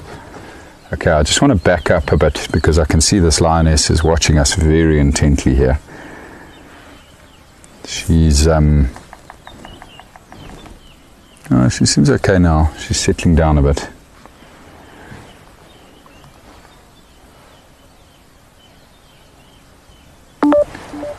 Have you got a smartphone with you? Yeah. What have you got with you? It's a Samsung 882. And you can connect to this YouTube channel. Yep. Okay. How much battery life have you got? 43%. Okay. We'll stay with mine for now. So just an update, everybody. My cell phone, unfortunately, because I've been so busy on it and so active the whole of today, is busy dying. But it's okay. I think I have a plan. I think Basil's cell phone will help us, just so we can remain on the YouTube channel whilst we continue with the process of darting this lioness.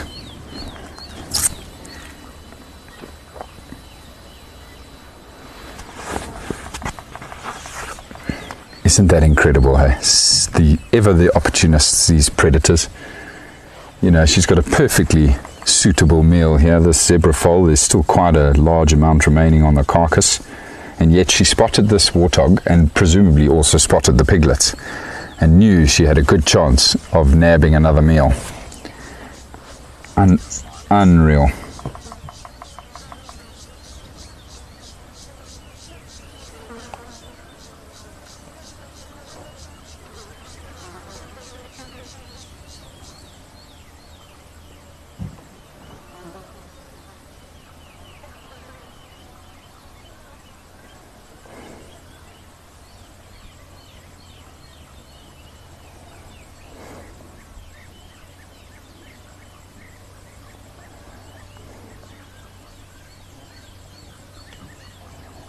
I see we're getting strict instructions from Carol that we need to have chargers in the car for our cell phones.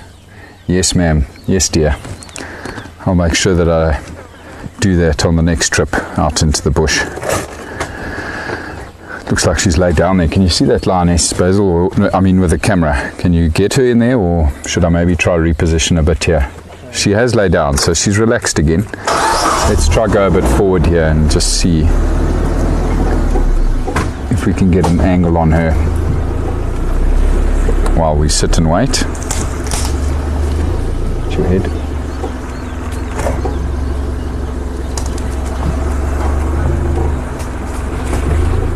How's that?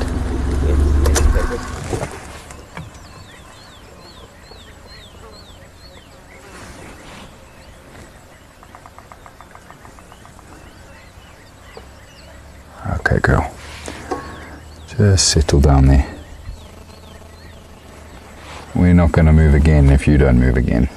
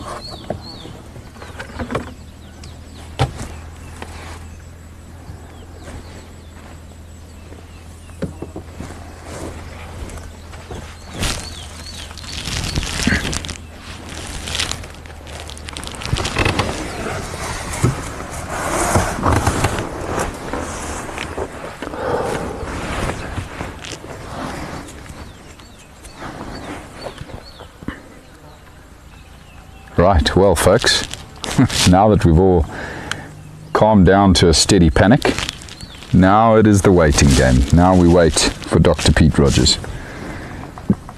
Hopefully he won't be too long.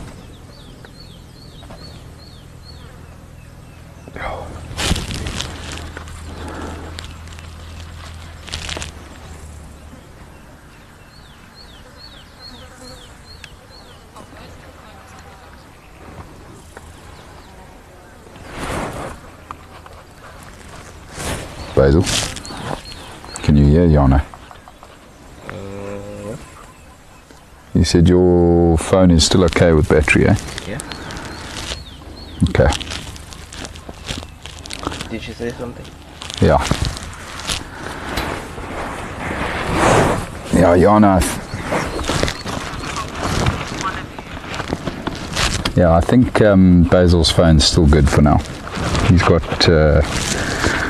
got a fair amount of battery there, so we'll just make sure that we keep his on standby. We can jump across to that one when mine dies.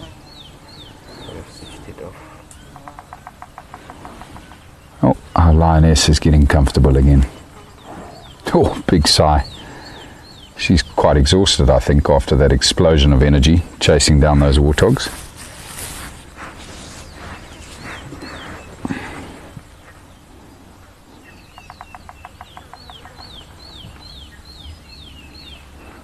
Kom check Anna.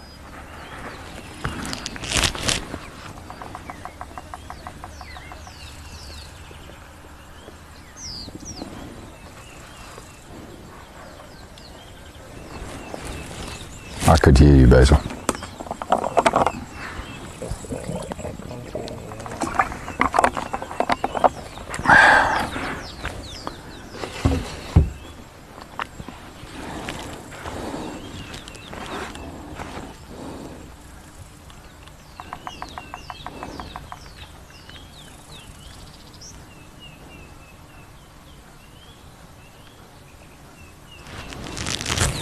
Wonderful, actually, just sitting here like this, everybody, and listening to the birds that surround us here.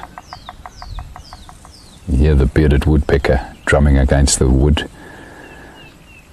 the trunk of a tree not too far from us. That's a way of calling a mate, by the way, that drumming. So when they drum like that, they're not actually searching for food. They're looking for a mate, or it could also be a territorial call.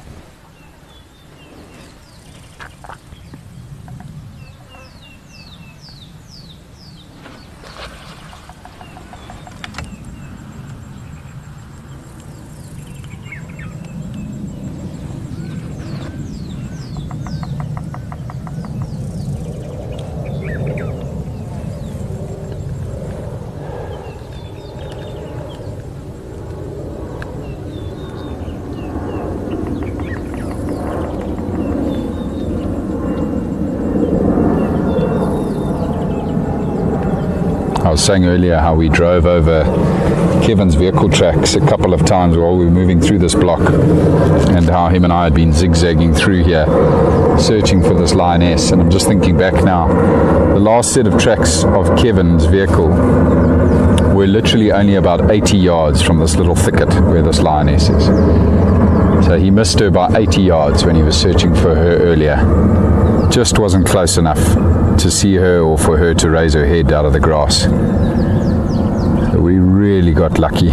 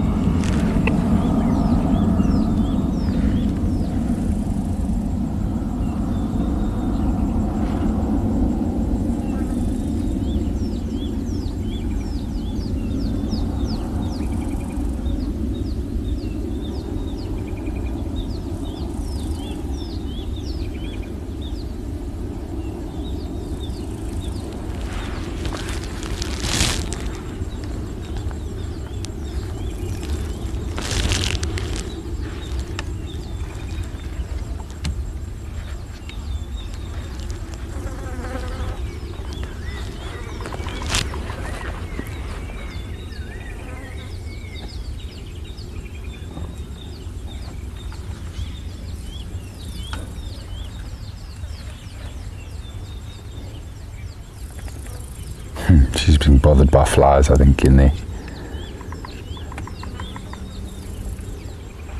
Shaking her head and flicking her tail. Myself and Basil are certainly being bothered by a very large quantity of flies right now. So I'm sure she's the same. Might find that a lot of the flies are attracted by the carcass. They also obviously will be seeking out the moisture from our bodies, from our sweat. Basil, see the red lights on this thing here? The battery monitor. I wonder if this is all going to be fine with us sitting here. But I think we should be okay. Okay.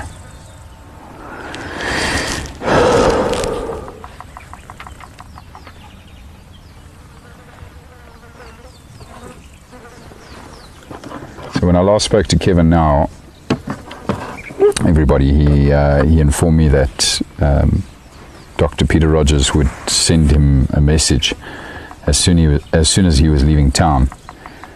And so when he leaves town, it'll be approximately 25 minutes, maybe 30 minutes before he gets to the staging point where we are here. The staging point is going to be on the road, which is now just 300 yards behind us. So they'll get everything set up very close to where this lioness is in this thicket. And yeah, like I say, once Pete leaves town, then it'll be about 30 minutes till he's here. So still a while before that dart's going to fly. It's going to be a tough shot getting a dart at her in this thicket though. Might have to wait to see if she moves out or moves slightly to the other side of this thicket so that Dr. Peter Rogers has a clean shot.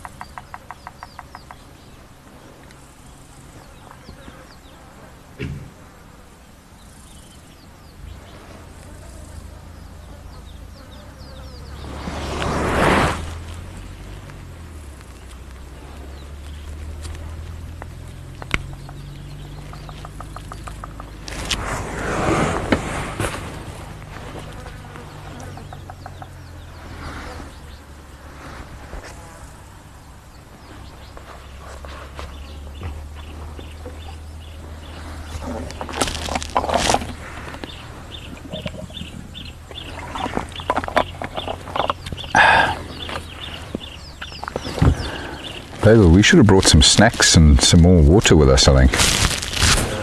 I think we're going to be here a while. I'm starting to get a little bit hungry.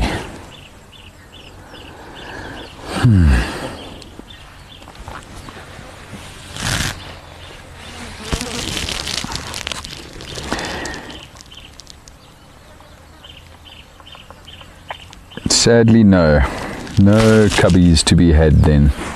We all, of course, were hoping that the results of the census, the wildlife census that was done on the property last year, late last year, would have shown that the numbers of the larger game, general game like zebra, wildebeest and giraffe had increased quite substantially, and if that was the case, then we were going to allow this lioness to breed again. But obviously that wasn't the case, so no, she will be topped up with her contraception, and the pride will remain as it is, a pride of 6, and of course our 3 males.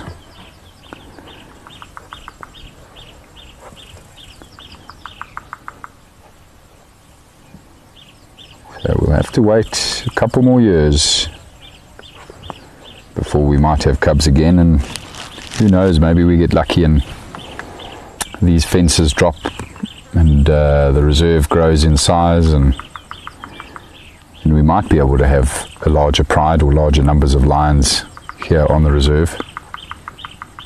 A lot can happen in the next couple of years.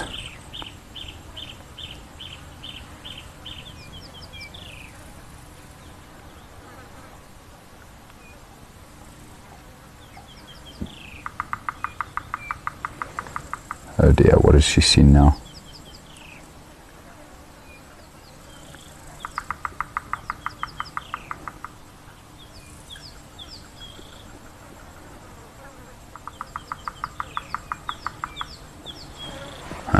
She's settling down again. I thought she was about to lead us on another wild goose chase here.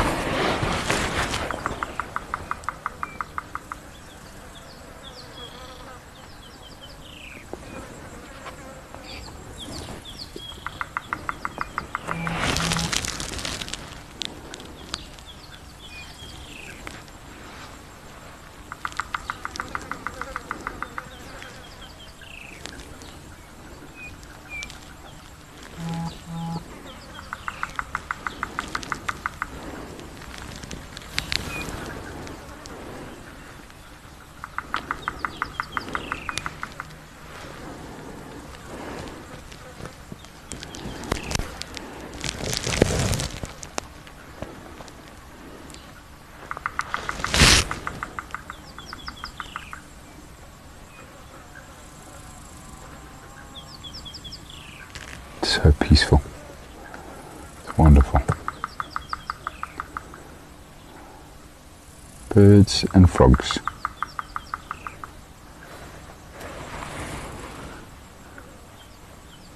And the odd sigh of a lioness.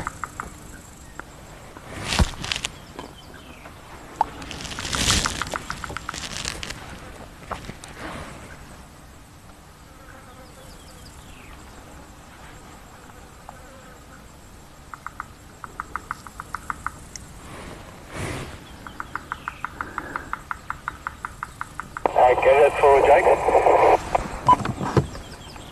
Standing by. Okay, Gareth, I got Doc Rogers. We're making our way from the gate. Okay, copy that, thanks. Well, that's You still got Michelle there? amazing news, everybody. Yeah, A firm Jake's, she's still in the same thicket. She's actually still got the carcass here. There's still quite a lot remaining on the carcass. Okay, great. That's good news. Thanks. Okay, well, I'll go to concert site and then wait there. Copy that.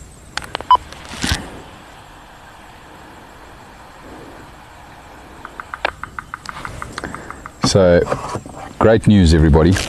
Dr. Peter Rogers is on the reserve and is busy coming in with Jake's, which means they'll be with us, or rather here at the staging site, in the next 15 minutes.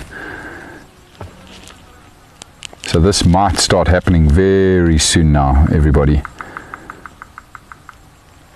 And I'm very excited about this, by the way, folks, because this is a completely new procedure for me. I've never been involved in the contraception process with any animal. So I'm very excited to learn, just as much as some of you might be learning here today, as to how the whole process works, what drug it is, what's used by the wildlife vet. Very excited to see what happens.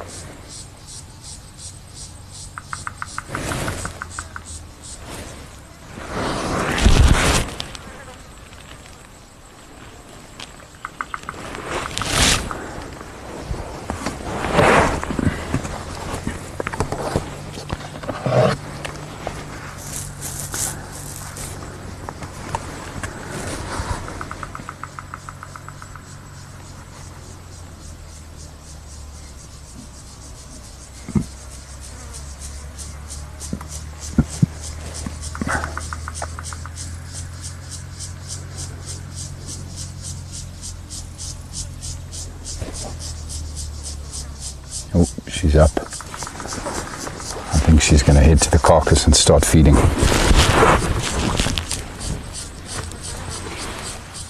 No. What is she doing? She's just changed position, everybody. Can you still see her there, Basil? I've got half of this with me on the picture. Okay. I can see it.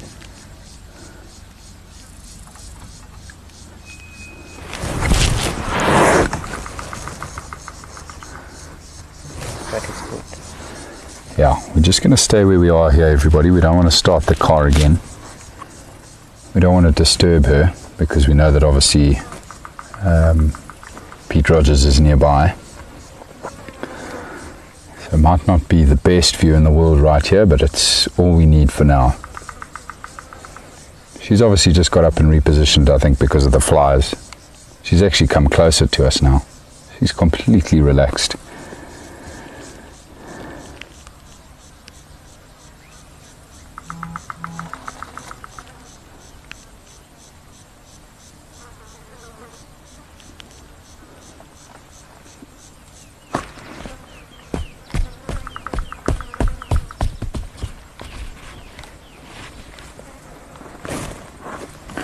Amazing, Jade. It is incredible to be involved in these amazing moments, in conservation.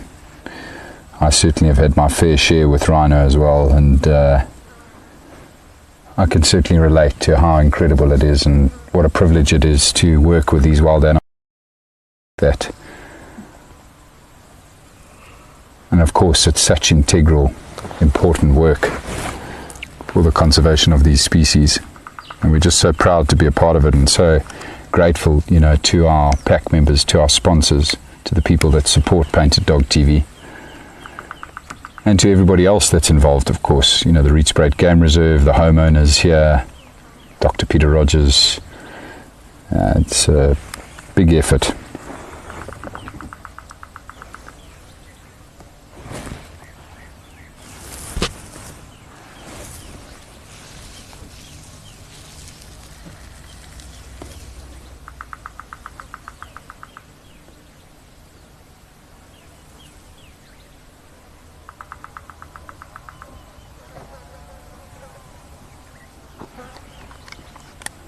Which station is parked on Concert Road close to concert site?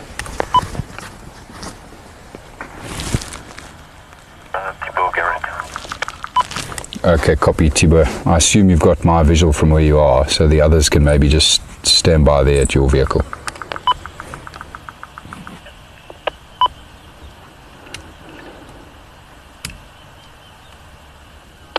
And road heading up now. I'll be there shortly, and then we'll load up the darts and things at concert site and then come to you. Copy that, Kevin. Just for our viewers, can you maybe just tell me what the procedure is going to be, how the process will play out? Yeah, basically, Vet sort of does an estimate of weight. He works out the dose for the darting, not for the hormones, and then loads his dart gun and sets the pressure, etc. And we get him into the left seat with me and get up close, and then when he can get a clear shot, he puts the dart in, and we wait 5 to 7 minutes for her to go to sleep, and then we insert a subcutaneous hormone implant under her belly, and then that slowly releases the hormone that stops her cycling for the next 18 months. Copy that. Thanks very much, Kevin. Well, there you go, everybody. Now we have a great idea of the process and the procedure, and it's going to be absolutely amazing to watch it all unfold. Hoping the lioness won't bolt too far after we've darted her. Hoping that, maybe because of the carcass, she'll stay close by. And then, as you would have heard Kevin saying, we will then just need to give it about 5 to 10 minutes before she'll go down. Jake's come in. Jake's come in.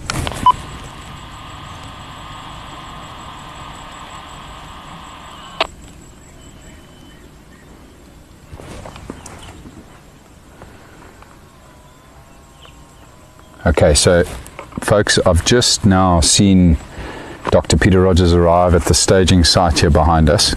He's parked out of view at the moment, which is a good thing, because he's obviously going to need to jump out of his vehicle and load his dart gun and get that mixture ready and pressurize the gun accordingly, as Kevin was explaining to us earlier. And I'm glad that he's just out of sight, because of course now the Lioness won't see the people moving around the vehicles there and won't spook her. So we're just going to sit tight here and wait. It shouldn't be too much longer. And then, as Kevin explained, they will come in Kevin's vehicle and just try and get the best angle to try and get a clean shot on this Lioness. I do think it's going to be a challenge because of where she's lying. It's certainly not ideal. It's a very, very dense little thicket she's got herself in here. So we'll just see what happens. Obviously, Dr. Peter Rogers has such vast experience, having been a vet in this area for a very long time, a couple of decades. So he'll know exactly what he needs to do and how this will play out once he gets here. And I will keep you updated, everybody, as we go along. Obviously they will position their vehicle quite close to the Lioness as well, so we will be in earshot of Kevin and Pete, and they'll keep us updated as to what's happening. I might try and maneuver the vehicle as well, just so we can try and capture it all, obviously for you all on camera as well, once they get in here. Yes, Di, indeed, 7 minutes is a long time, and so she would definitely cover a lot of ground if she was going to run off from us after the dart hits her. But I don't suspect she will go very far, it is my understanding. But we'll see what happens. Sorry, Jana, you were going to say something there?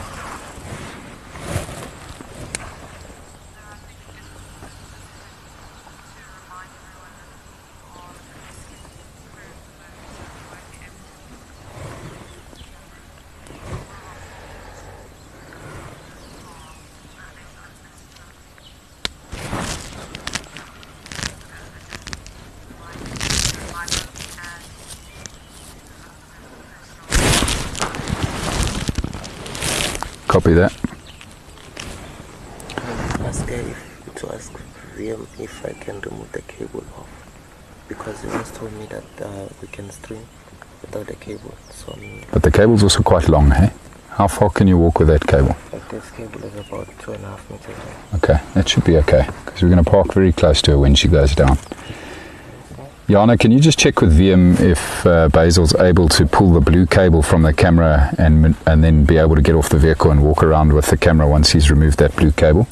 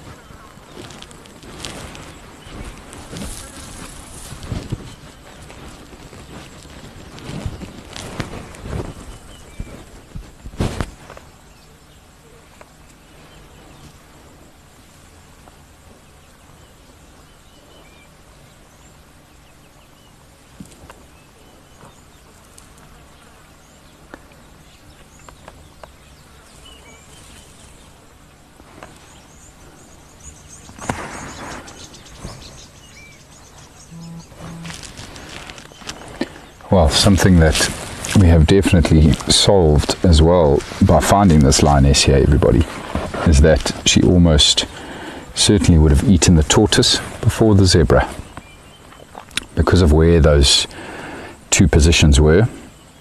She ate the tortoise on the road and then must have spotted the zebra and just sneaked slightly off the road, which is when Kevin bumped into her. He literally spotted her from the road. She was very close to the road apparently, and she was lying flat in the grass stalking the zebra foal.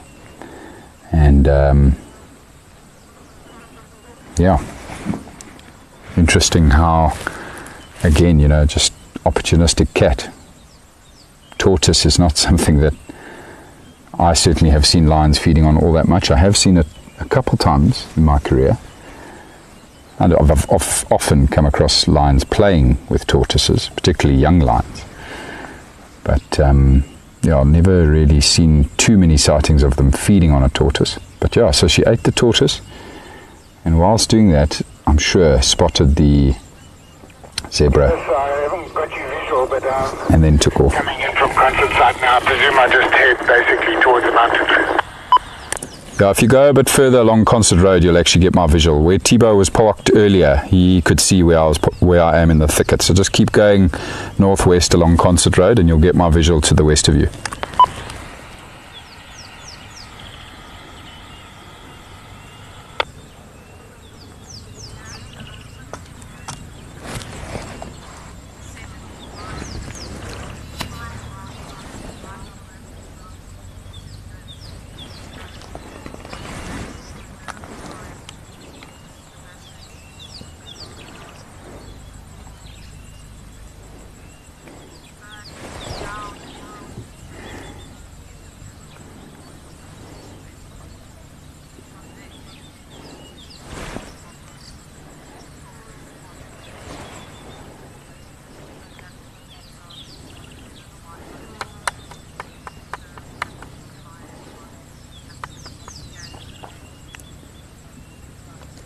Okay, copy. Thanks, Joanna. All right, everybody, it's go time. I can now see Kevin, along with the rest of the crew, making their way in here, everybody.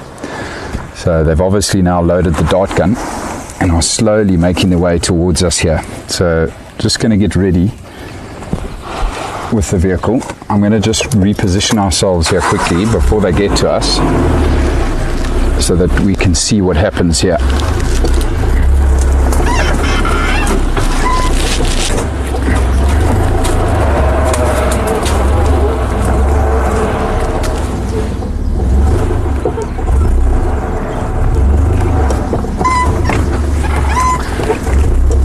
You've got a good angle on her there, Basil.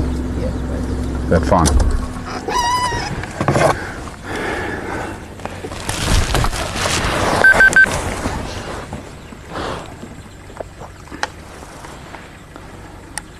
Yeah, so Kevin, she is 10 meters to the west of my vehicle.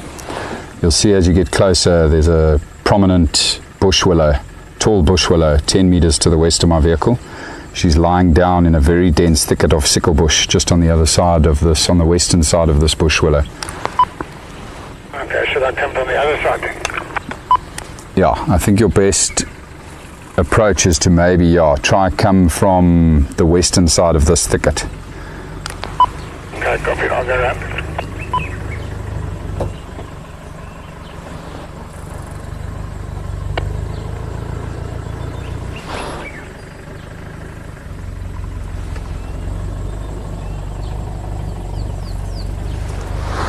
Basil, try get that as well.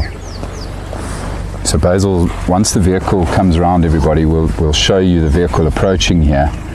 Just advising Kevin to maybe try come in from the other side here. Firstly, because I know it's very tight, the angle for his vehicle where I am. But also I'm hoping there might be a clearer shot at this lioness from the other side.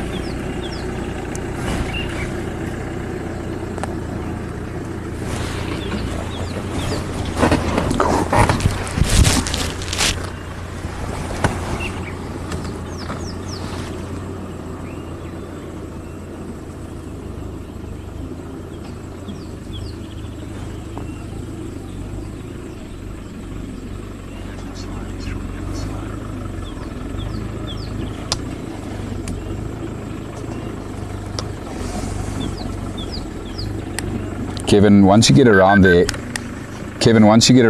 I'm just looking at that thicket. I don't think you're going to have any shot from that side.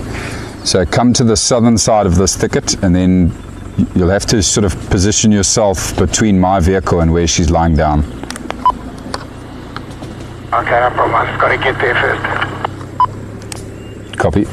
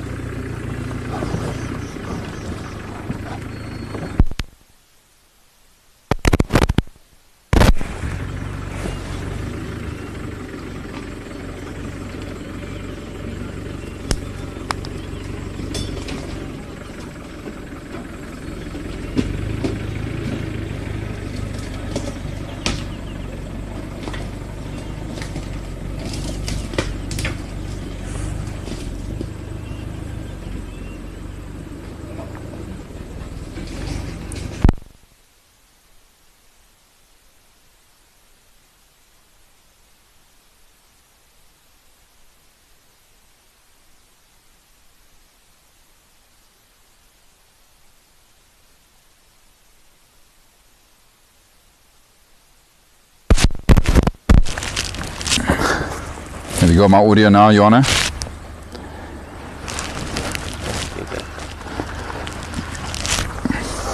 So I was just going to say, everybody, Kevin, what I've advised Kevin to do here is actually come and park between us and this lioness. So it's going to be very close proximity. But where she is now, it's the only little gap there is to dart this lioness. I don't know exactly where Peter's going to want to place the dart on her body, but there's absolutely no shot from the other side of this thicket. So Kevin's going to have to come and park right next to us here. Sorry, go again. Just point where she is. So I would advise parking literally right up alongside me here. She may get up and move, but that might actually work for us.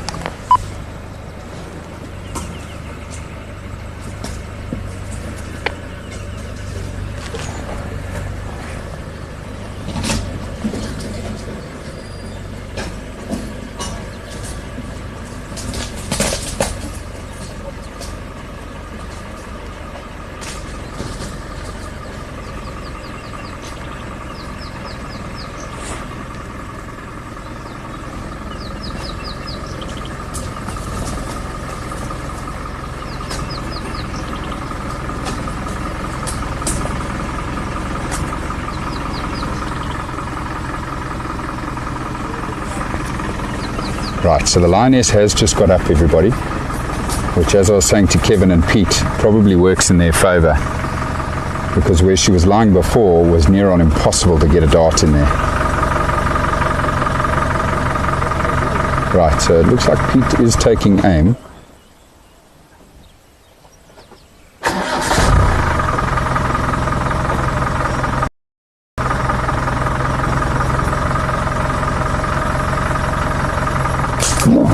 There you go, darts in, everybody.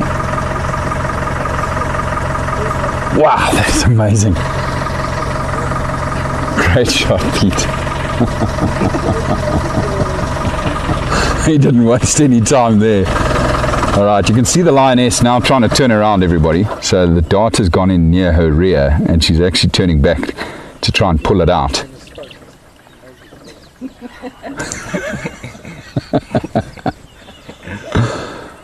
Absolutely unbelievable, everybody, that we are a part of this.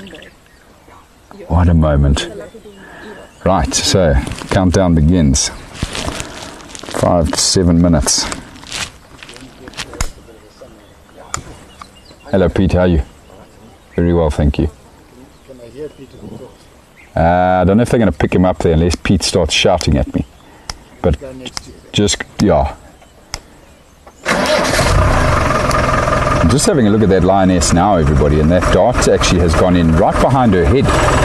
So that's a good placement if you think about it, because she wouldn't be able to reach it.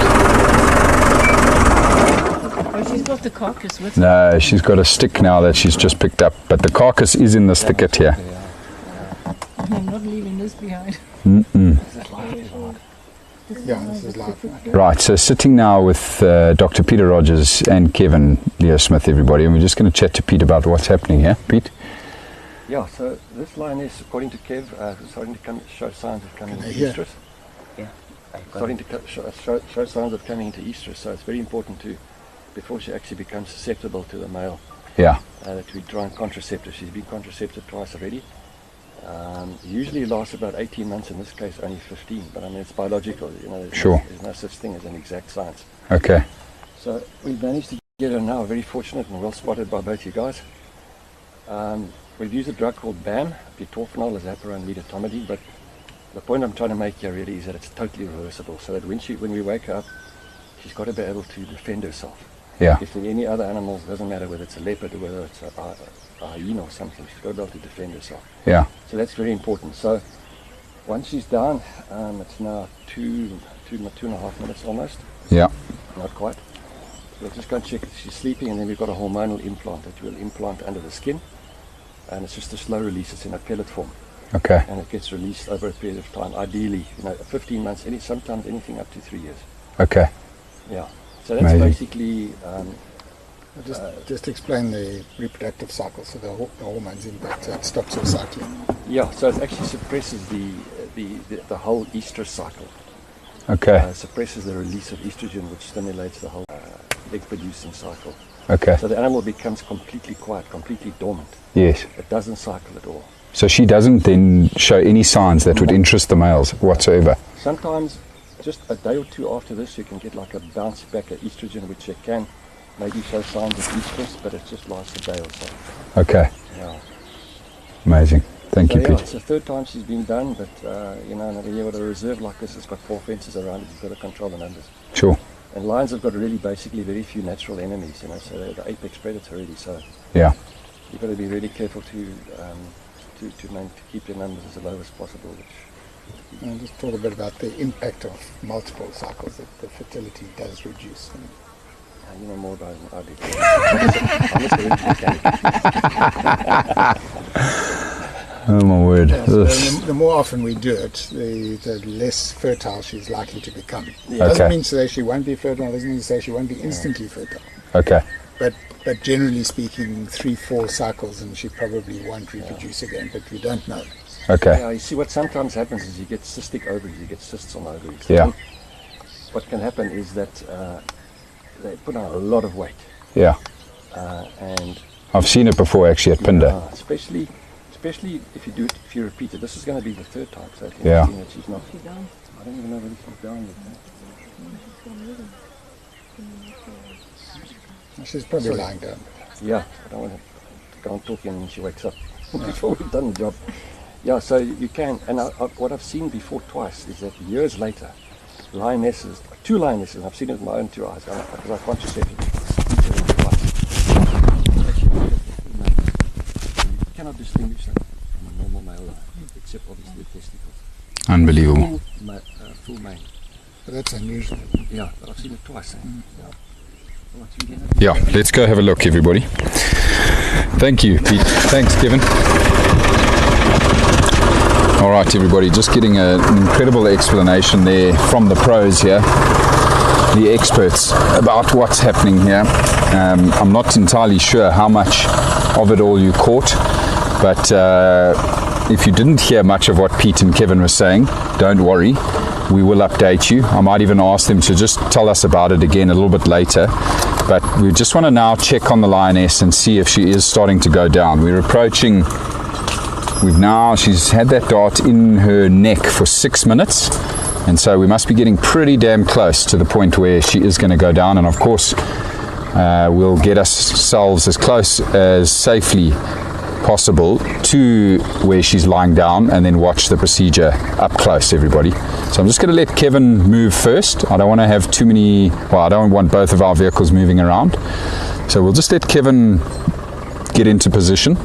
Once he switches off, then we'll start up and get a little bit closer. But for the time being, we'll just let him be the only vehicle moving, just so that she's not too spooked if she is still still awake.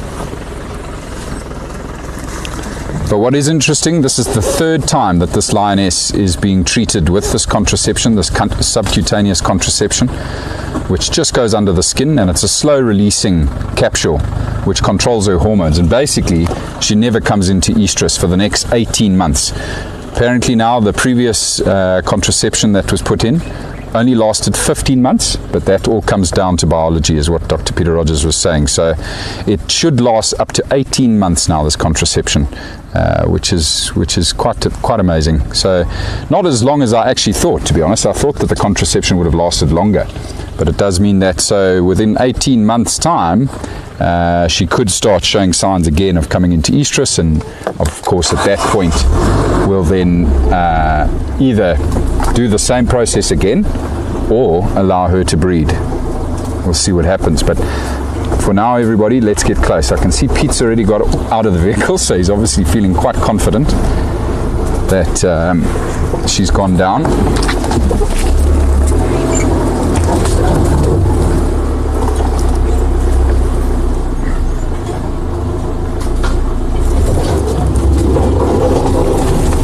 Obviously, Pete wants to get there as quickly as possible just to make sure that she's okay.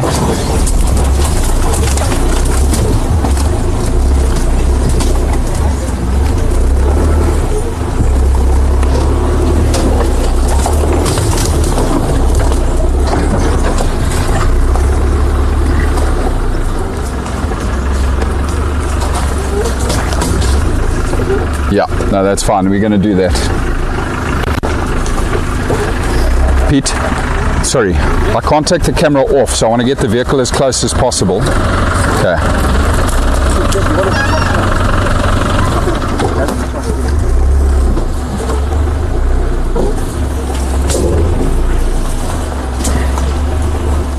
Okay, so you guys look, it's 8 minutes now. 8 minutes, eh? Yeah, 8 minutes. She's still twitching her ears a little bit, so she's not, we're not doing a heart transplant, so I try to keep her as light as possible. Yeah.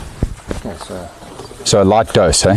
a light-ish dose, yeah. Okay. I'm just going to move the vehicle again, everybody. I just need to get Basil into position for the camera here.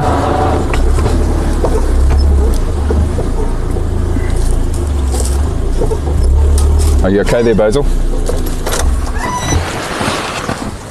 Sure. Yeah. Okay. So if only they can operate on the other side so that our viewers can see. Okay.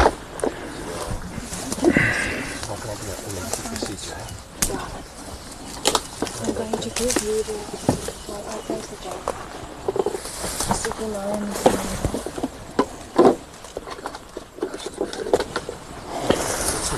Right, everybody, so you can just see what Pete's done here now. He's just put a towel over her head, just to make sure that she obviously cannot see what's happening here, and straight to work.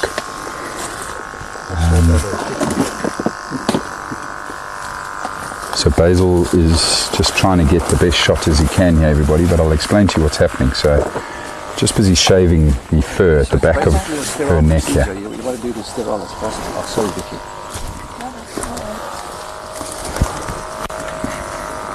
Sorry, can you just say that again, Pete? Yeah, so it's basically a sterile procedure, so you want to inject, I'm going to disinfect it now, and then we just inject it with an applicator, with a thick, it's a syringe with a very thick needle.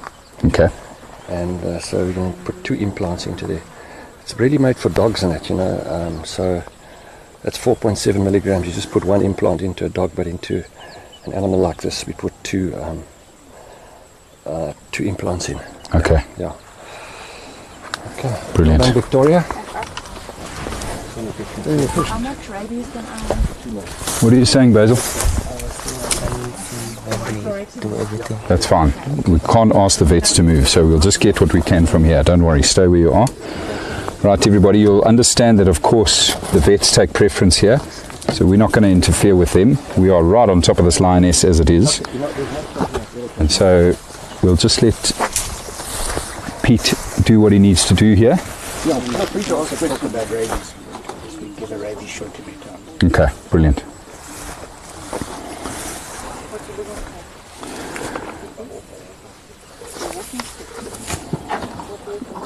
Rabies is...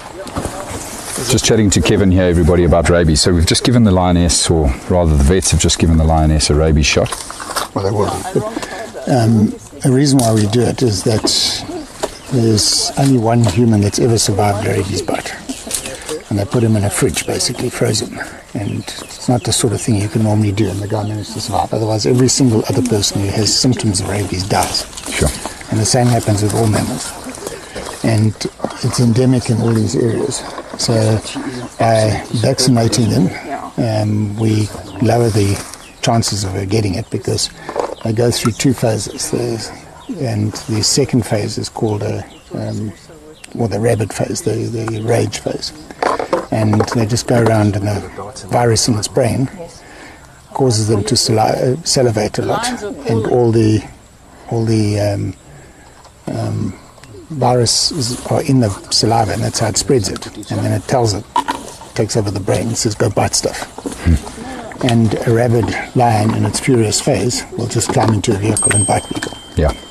So even a cow will bite you, or a horse, or whatever. So that's why we do this. And we've lost a pack of wild dogs once before from rabies, because all the contact that the dogs make with their mouths and things like that just spread the rabies through them and kill them all. Jeez. Yeah. So that's why we're putting the implant in now.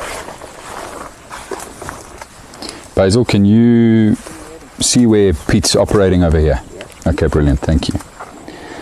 Thank you, Kevin. Good, because I can't.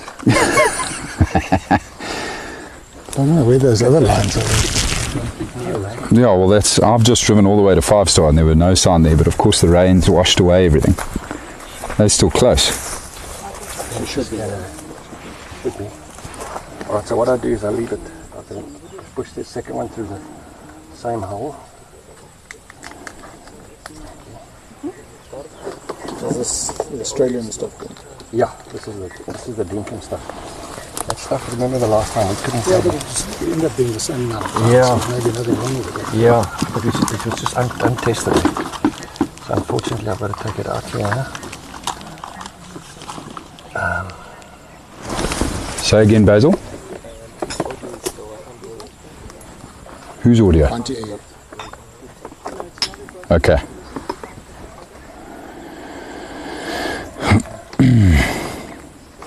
I'm on full volume here, Basil.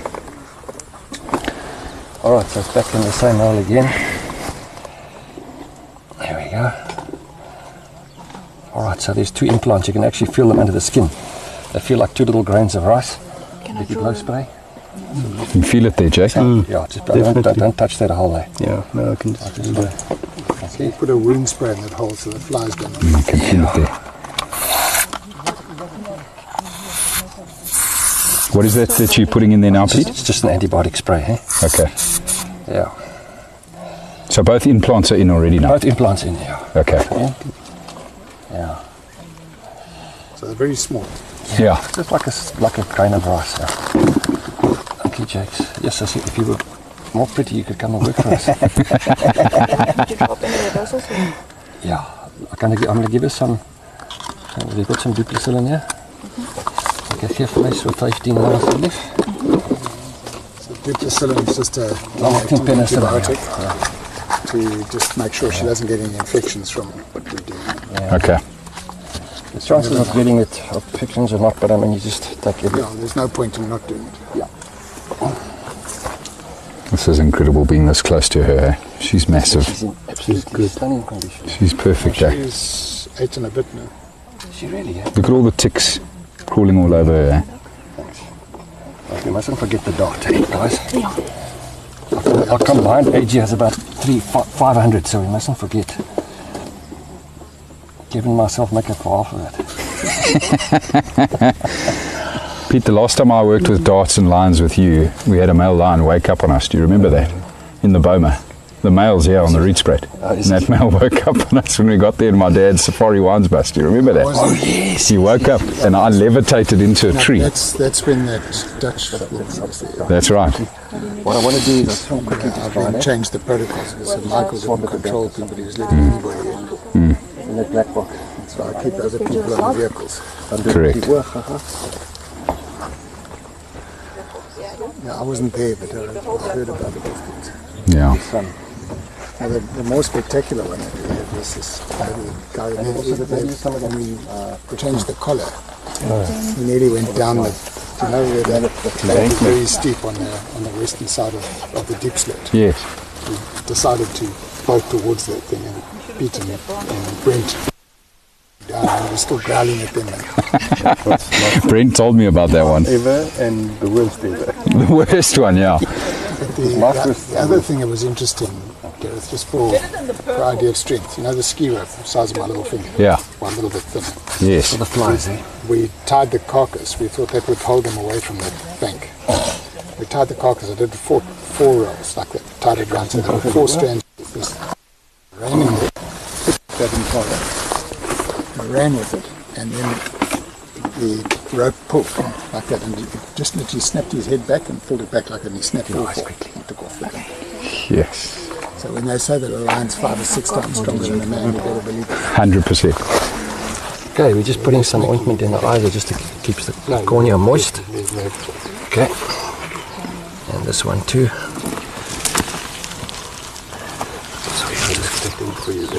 Just need something to lift the head a little bit for me. Thank you. Got to make sure you don't actually touch the eye with a nozzle. Okay, let's go to my loss. Thank you. She's got you imprinted on her mind now. Let's see. Okay. Now we need to get the dog. Yes.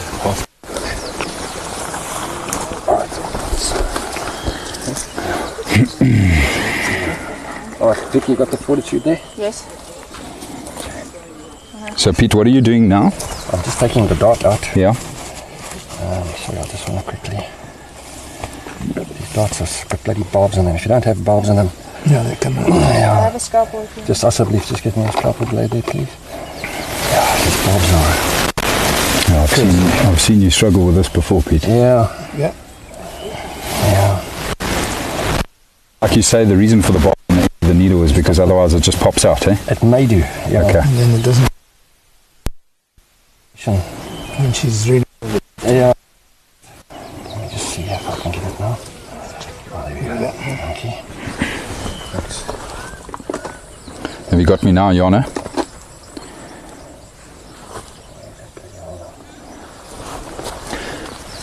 That's me. I can't see.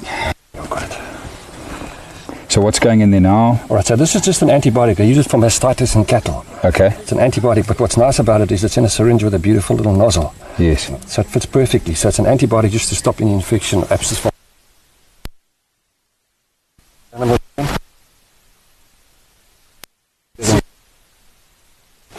Alright, Vicky, so we go there. Can I drop you? Okay, so I'll tell you now. How about now, everybody? How's the audio? You can give me, we've got a 20 milligram per ml, what have you got? No, Okay. we've got antecedent, but we've got a lot. We've got 2 bottles. Okay. Alright, so, just give me. Yeah. Most antibiotics are broad spectrum. Yes. So whether it's used for mastitis in milk or this, it's Sorry, fine. Pete. But you get really specific antibiotics for specific problems and reduce them. Okay. Yeah. Kidneys. Yeah. Bean? Trexanol? Trexanol, 50, 1.5 mils, please. 1.5. Yeah, And that's it. You just got to wake up. that's all it is. We've given her a rabies shot. Did you check for the microchips? Yeah, she does have that. Perfect, okay. Did you get some photos? Did you get some photos there? Okay. I'll send them to you, Please, Pete. if you don't mind. Of course I will. No, it's live as well if you want to. Yeah. Can rewatch the whole thing Oh, live. is it? Yeah, you're famous again. I'll have to like, brush my hair next time. But if you, little bit if you Yes. want clips from them, just I'm sure them can knock up a clip for you. Yeah. But I do have some really nice close-ups from the side as well, which we'll share with everybody at Paint a Dog, everybody that's watching, and then of course with you as well, Pete. You can see the retractable claws. Amazing, eh? Beautiful, eh? Oh, Quite she's sharp breathing enough. quite deep, eh? So she's quite awake, which is perfect, you know. She's quite deep and quite rapid. So you've got about at least 40 minutes, maybe up to an hour. I wouldn't like to push it more than about 40. Okay. 45 maybe. So we're well within the limits here. Okay. And then you what you check it, the only really the way to check it is you check by this reflex here. Yeah. It's called Cornea. palpable reflex. Okay. Very subjective, but it depends on your experience. She's still very asleep, eh? Well, No reaction whatsoever. a little bit, but it's like being a little bit pregnant, eh? Yeah. All right. So if you want to move your vehicle back a little bit, Yeah, no, I will do. because I'm going to give it the antidote now. Yeah, Impin just has water added to it. That's why it seems more than You mean the more than 2. Yeah. Pete, you say you're going to give antidote now? Yeah, so it takes a little while, eh? Yep. 30 seconds or so. Okay. Now I'm done. And like I said to you, I've had a bad experience with you in the past. Check at me quickly retreating to my vehicle. I hope it didn't hit the side.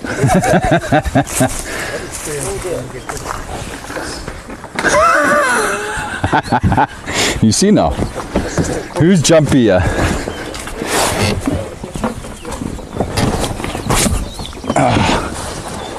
Oh, what a privilege, everybody. It truly is something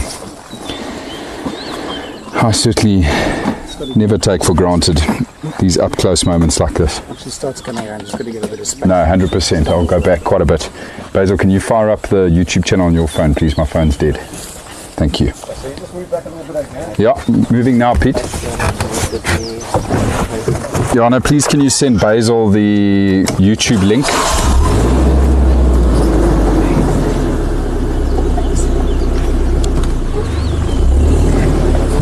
Thank you. So we're just making space now, everybody, for first of all Pete. Give him some breathing air, but at the same time the lioness. So the antidote's busy going in now. It'll take a little while before she gets up, but we obviously want to give her space when she does. So just going to back up a little bit here.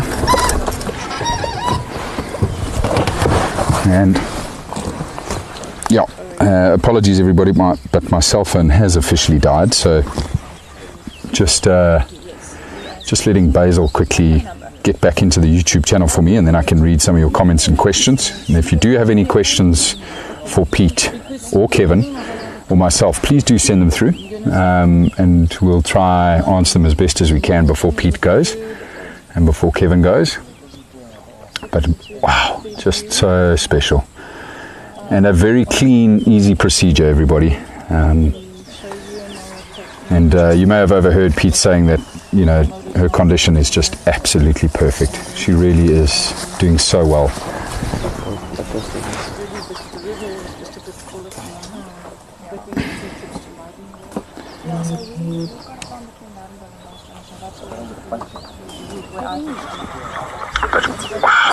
There's more bass than anything else because the fishing hole has had a feast. What, Uncle Pete? Huh? Look at his shoes. I know. Quality shoes. They've got lots of thorns in them. You want me to...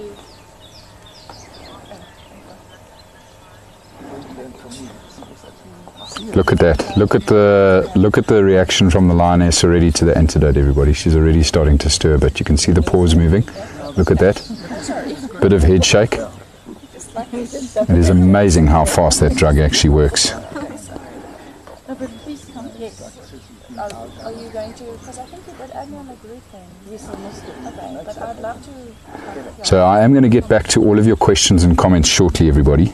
But for the time being, I'm just going to monitor her progress here, the lioness's progress, and just see how she reacts now as she stands up. Obviously, we are still parked quite close. We're only 10 yards from this lioness, but she'll probably be quite comfortable with us here and will probably just move away from us, would be my guess.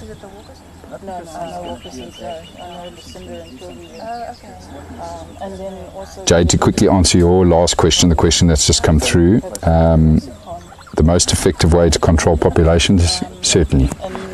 It certainly is, and it's the least invasive way to control populations, because the other way to control the populations is either A, move lions around, or B, euthanize lions if you were to allow them to breed. And it's a pretty effective process. Obviously, it only has a short lifespan, 18 months is how long this contraception will work. but it is very effective and, like I say, the least invasive. The one side effect, oh, there you go, she's just stirring now. Just starting to wake up here. Just in time now, I can massage. We're inviting you to this Lioness. Oh, this is amazing. Okay, girl. Busy waking up. You're okay.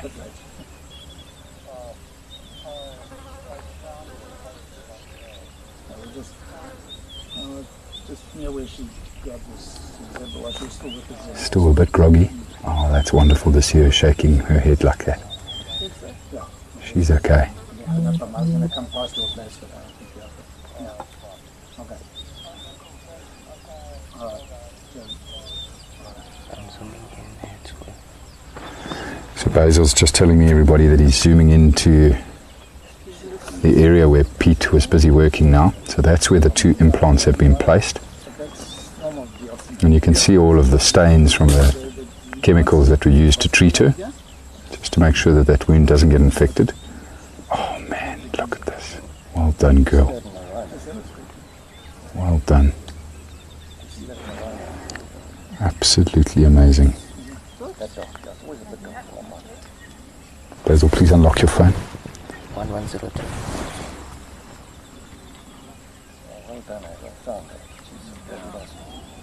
Great teamwork. There's no chance she could have been making. That's not working. Oh, 0211, I'm sorry.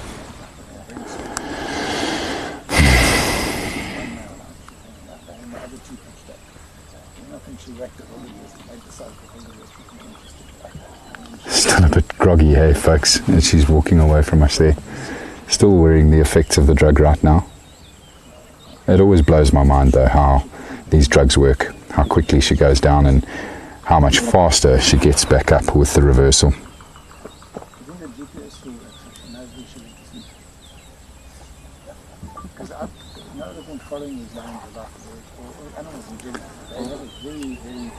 Such an amazing lioness. She really is something else. Such a success story here on the Rietspruit Game Reserve. And of course it is, it is unfortunate that we have to treat her with this contraception and put her through this small ordeal that she's gone through here today. Just lying down now. Do you need me to go back, Basil? No, I'm good. Okay. Just took a bit of a stumble there. But of course, as I think most of you are aware, we do have to control lion numbers here on the Rietspruit Reserve because of the size of the property. That's okay, she's lying down in the flat grass. Basil's just telling me he's lost picture there, everybody. We'll just give her space. I'm not going to move in there now. I'm sure she's going to get up again, but she's just laid down in the grass there. Ali.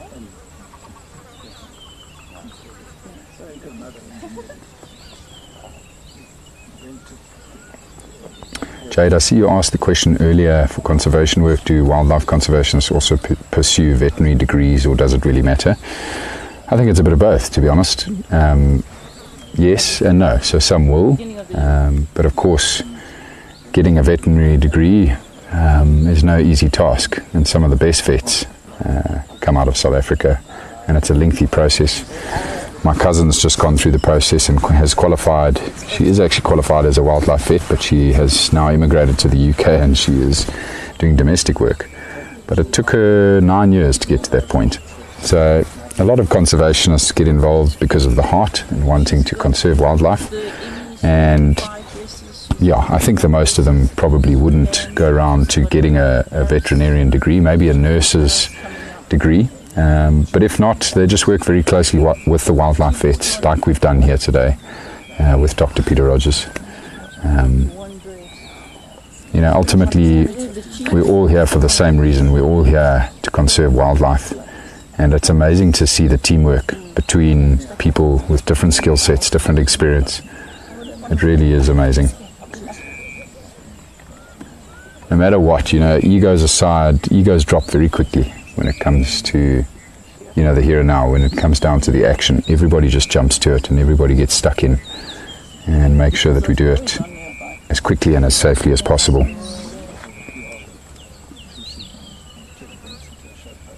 Did you put in antibiotics and antibiotics?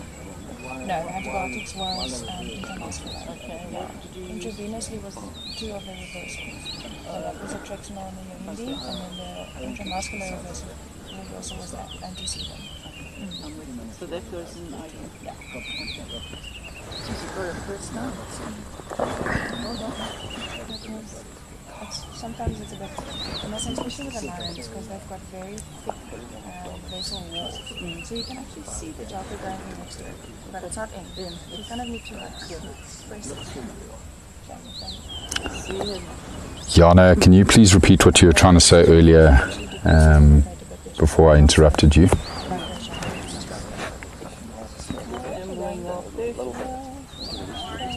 I don't want to go near this place anymore.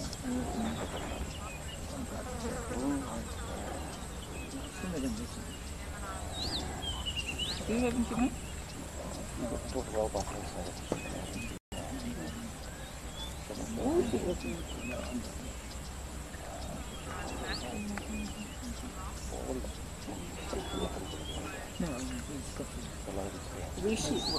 She's also into tortoise today. She? Oh, wow.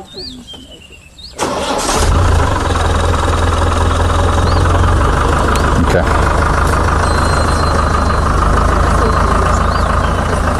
Okay, copy, thanks. Are you going to communicate that, or should I?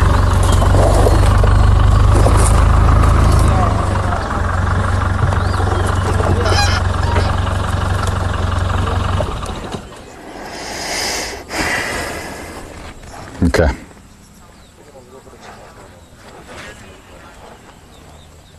Okay, copy. All right, cool, thank you. Oh, you know what I found the other day?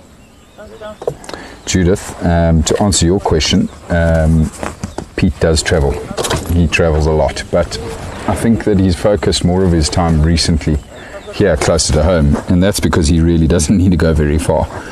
There's a lot of work that Pete gets through because of all the private reserves here close to Rietspruit. He has spent a lot of time working in this area, but he does travel. He certainly has worked all over the place. Basil, can you do me a favor, please? Can you stop your phone from closing or locking? Just want it to stay open permanently. Thanks, but.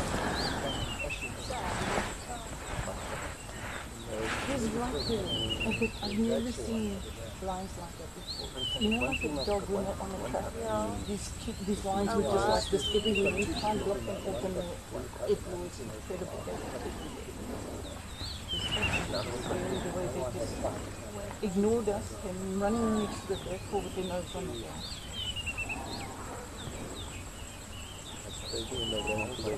It was just the same as Thank you. And then we saw the one dead one and we drove, and then she was in front of us, and then she just turned. How many? We've got the four. 2 females. Half females. Thank you, Basil.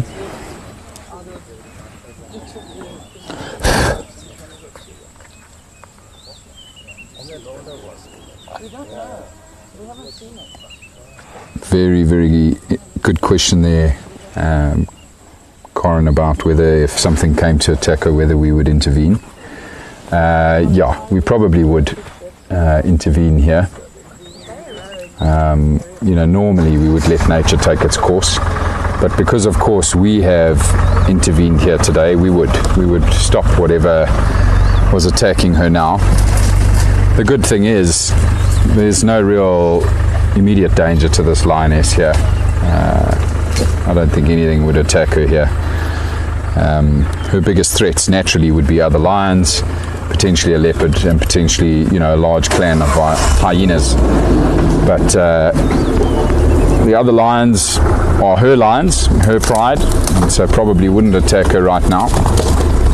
And they're nowhere near where we are at the exact moment in time, so that's not a concern. The only real concern, I guess, would maybe be hyenas, and yeah, the reality is, sadly, we don't have a large number of hyena in this area, so she's pretty safe. But yeah, ultimately, if something were to attack her now, we would intervene as best as we could, I suppose.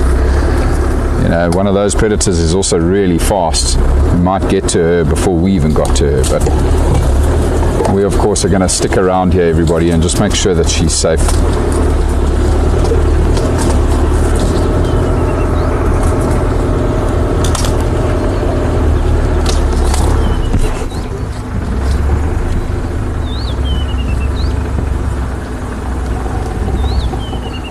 Can't see her now. Not too sure where she's moved to.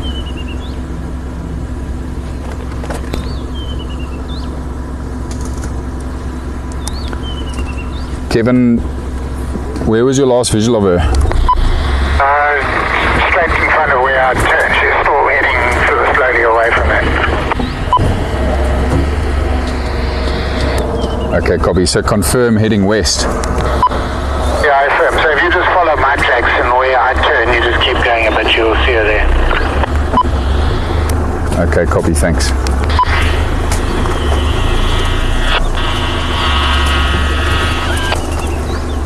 So it does look like the other vehicle is now heading back to the staging area, everybody. I suspect that's probably because Pete needs to get going.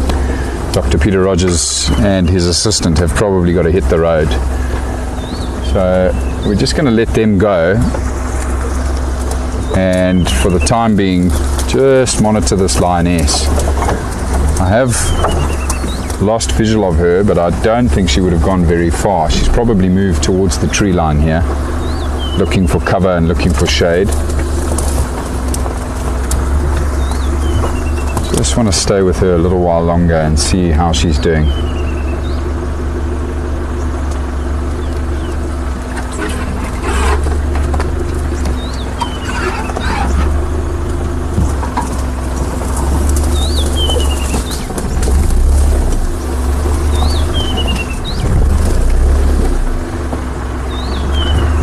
She's probably feeling a little bit sore around the neck region right now. Feeling a little bit grumpy. Okay, watch your head, yeah?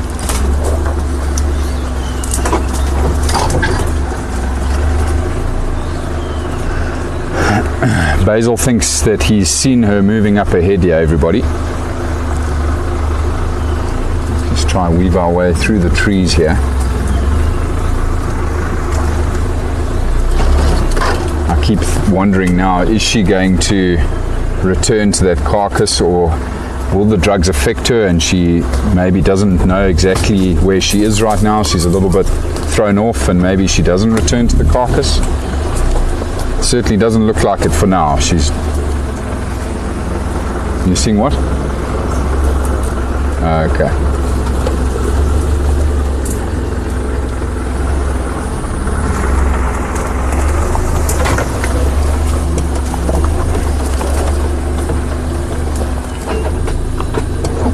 Okay, so what Basil thought was a lioness, everybody, is not a lioness. So we're just trying to find her again. Careful on the left, Basil.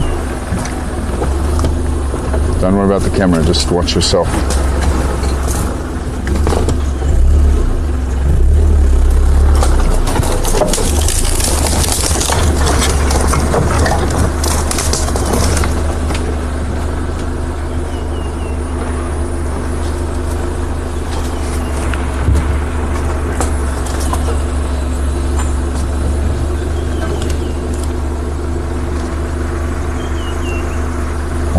She's done a number on us here.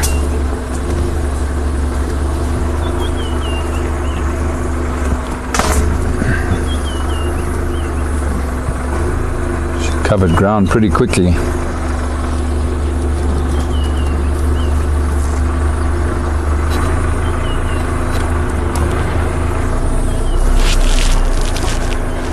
Not seeing her tracks on this game path that I'm following now either, so not too sure where she's gone, everybody, but what we will do is we'll just circle back.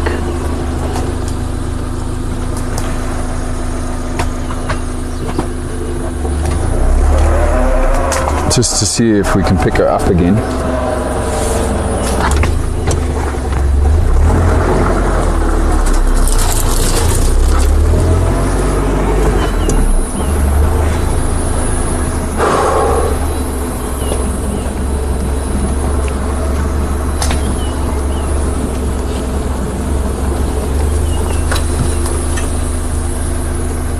She's probably just lay down somewhere in the grass and I'm missing her.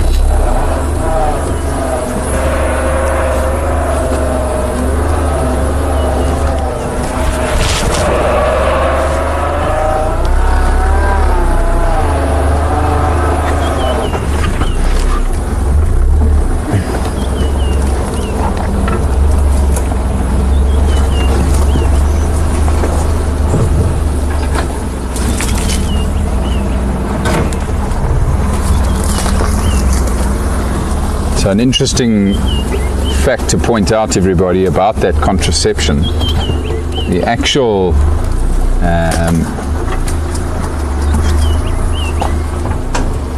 little canisters that get placed into her body subcutaneously are the size of a grain of rice. Can you believe that, eh? So it's a similar drug that's often used with dogs for treating dogs, but Pete actually puts 2 of them in there to control an animal the size of a lioness. So 2 little grains of rice went into that lioness. So they really, really are tiny, tiny, tiny.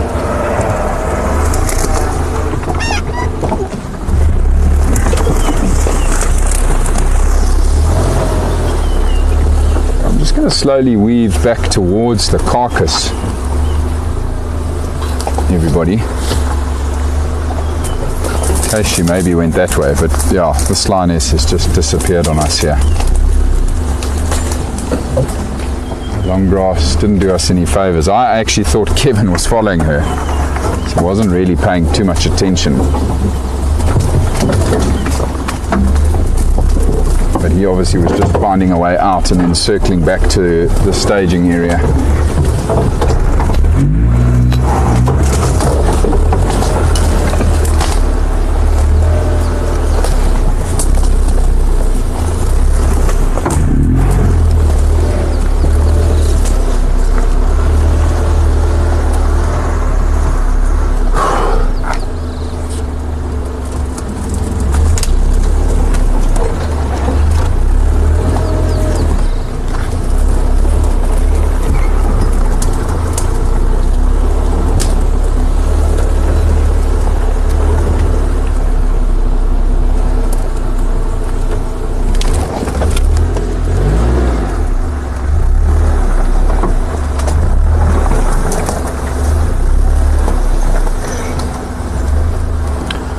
Sue, welcome. Good to have you with us. Sorry, I'm just reading through the comments again here now. Oh, there she is. Just seen her tail flick here. Yeah, go ahead. Are you with her? I've just found her again here. Yeah, she's stationary. T-Ball's just going to go back to his house, which is not far, and he's going to then fly the drone over you because he wants to just pick up her heat signature so you can be aware of what a lion looks like on the heat camera. Okay, copy that.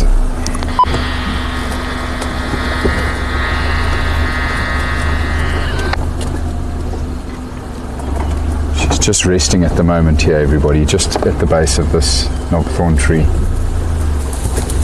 Hello, girl. How are you doing? Hopefully not feeling as sore as you were earlier.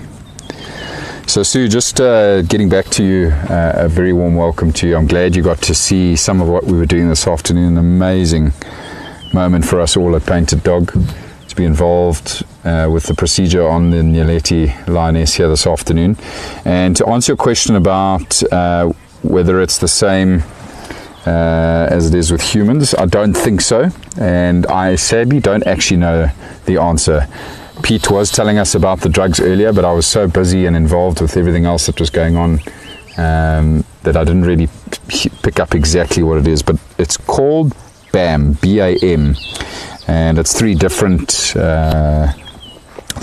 drugs that are obviously in one vial that is administered. So I will find out for you, Sue, and I will get back to you exactly what goes into that drug that was administered to the Lioness today, but I can't tell you right now.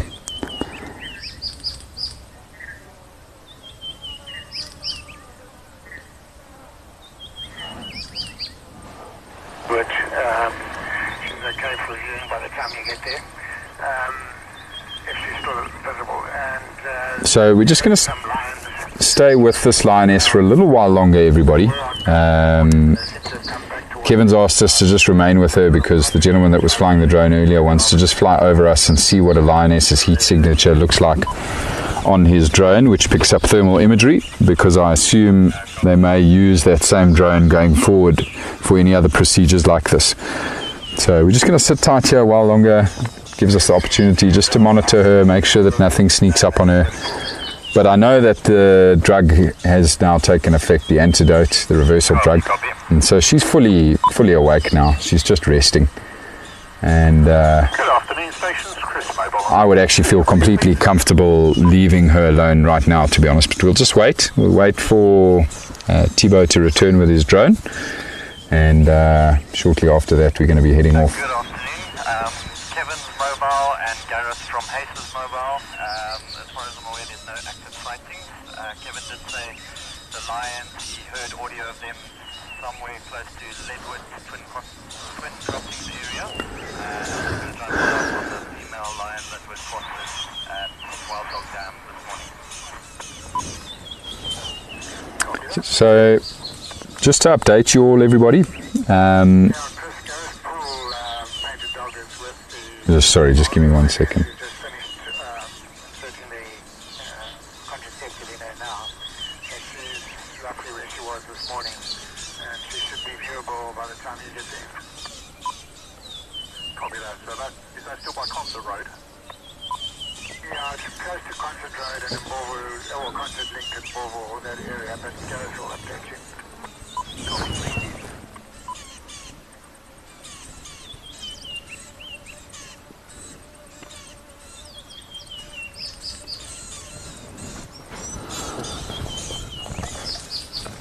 Right, so everybody, I was just going to give you an update. So we had planned on doing a pack drive this afternoon starting at 5 p.m. But because all of our batteries are drained, and not referring to mine and Basil's, because we are always good to go, but quite literally all the other batteries and everything that's gone on today, our cell phones are almost dead, and so is the vehicle. VM has decided to call off this afternoon's pack drive.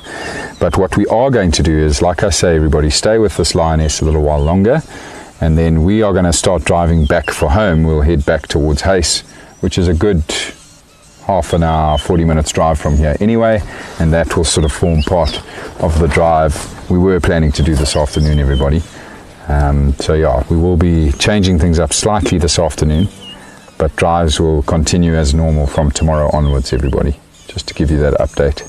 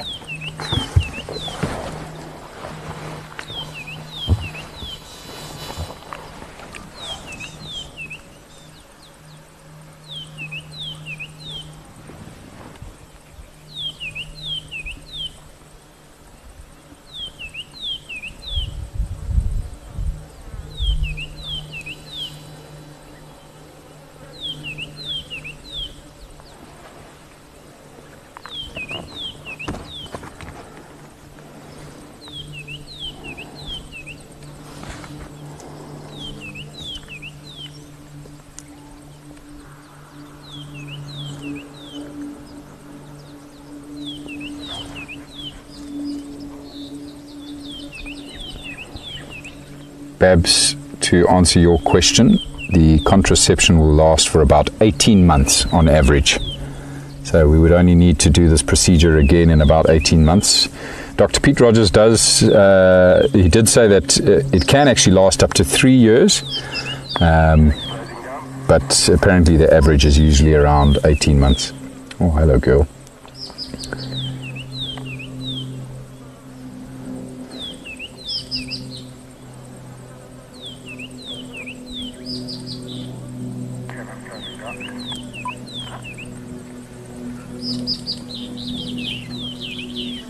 There you go. Up and moving.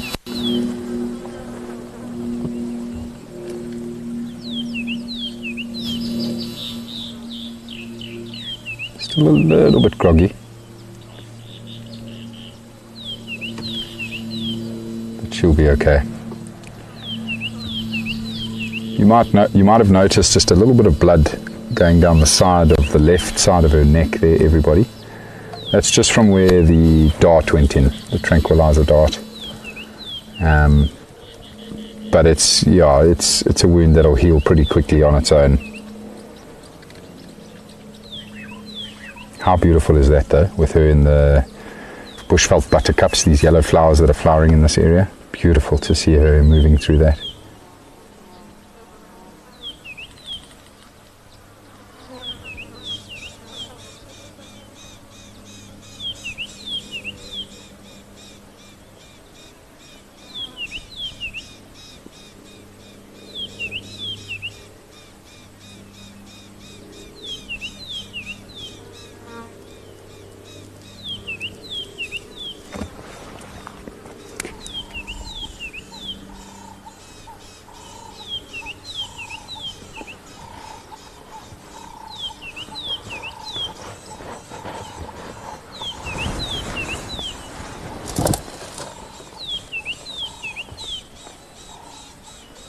So she appears to just be moving off on her own accord, everybody. She hasn't glanced back at the vehicle once, which is all good news. So she's not uncomfortable with us being here with her and us following her. If she was, she would have glanced back towards the vehicle. So you probably find that drug is just wearing off more and more, and so she's now moving around because of it.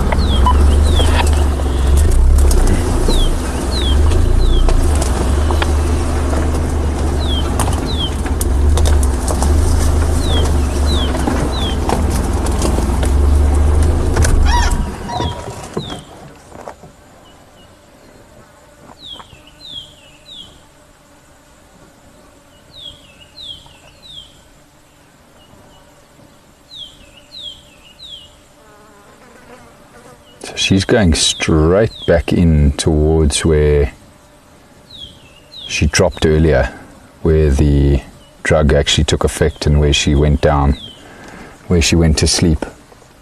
Well, it's a little bit over to the left from where she is here. But it'll be interesting to see if she does find her way back to that carcass, everybody. So I'm going to just stay with her a little while longer.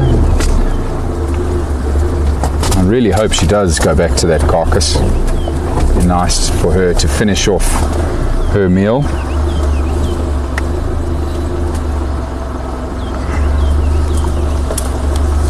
Thibaut for Gareth.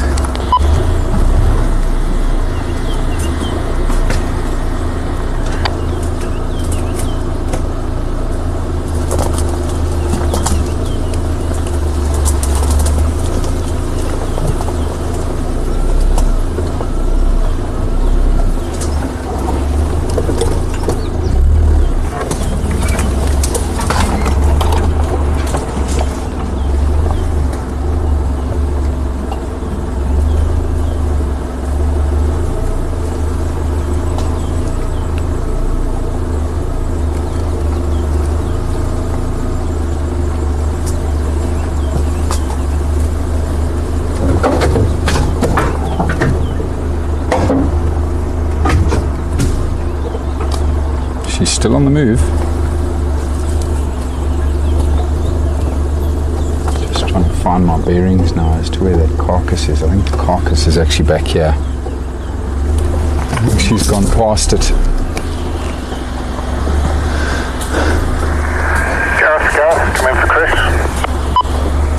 Standing by. Can you give me an update on that Lioness? I've just come out of the Rietspruit at Knockdawn. Yeah, she's mobile again now, Chris. Heading back towards concert site.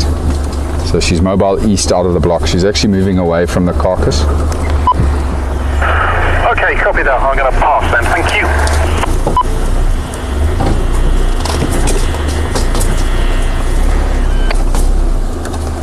Mind your head here, Basil.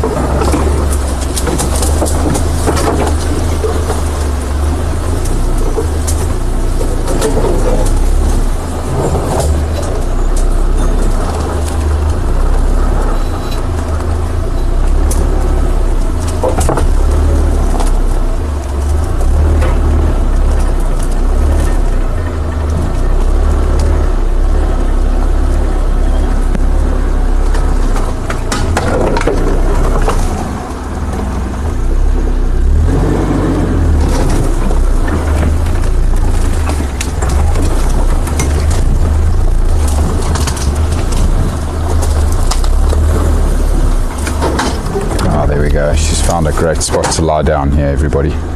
Can you get her through there, Basil? Back.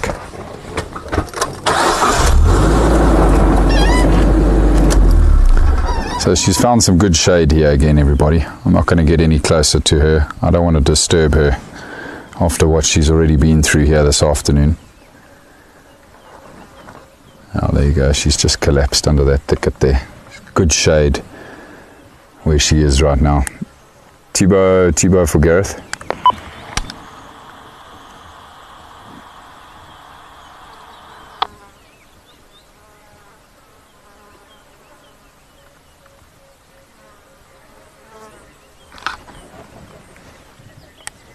So since I'm going to be leaving the Lioness that's just been treated, lying up quite close to the carcass, which is directly west of Concert site, off Concert Road.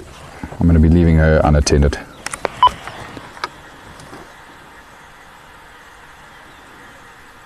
Not going to wait around here any longer for the drone, everybody. I'm just going to leave her be. Where she's lying right now, that drone wouldn't pick her up anyway. She's literally under a canopy of these acacias here, and it's a perfect spot for her to just rest, you know, undisturbed until she's completely ready to move off on her own. So we're going to leave her be here, everybody. But wow, just again, what an amazing day, and what an absolute privilege. And again, thank you to everybody. Thank you to our pack members who make these, you know, moments like these possible. A big thank you to Dr. Peter Rogers and his assistant, to Kevin Leo Smith, and to all of you, everybody that came and joined us throughout the day. I know a lot of you are running on fumes, had very little sleep, but we just love having you with us, and we love the support, and grateful that you all got to be a part of this really special occasion here today.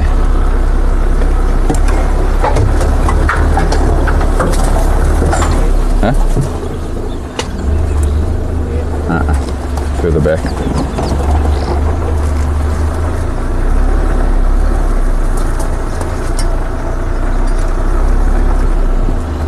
So Babs, just going back to that contraception, I was chatting to Dr. Pete Rogers earlier, and no risks except for the risk of her not being able to fall pregnant is apparently the only risk. So once you've treated a Lioness 4 or 5 times with this drug, apparently they have a much lower chance of then being able to fall pregnant again. So that apparently is the only major risk, which is ultimately not the end of the world for us here, because we have, you know, such a controlled situation with our lions. That's okay. We're willing to take that risk rather than letting the lion numbers increase and therefore putting the rest of the ecosystem under pressure. We're okay with that. But to the rest of her health, she'll be absolutely fine.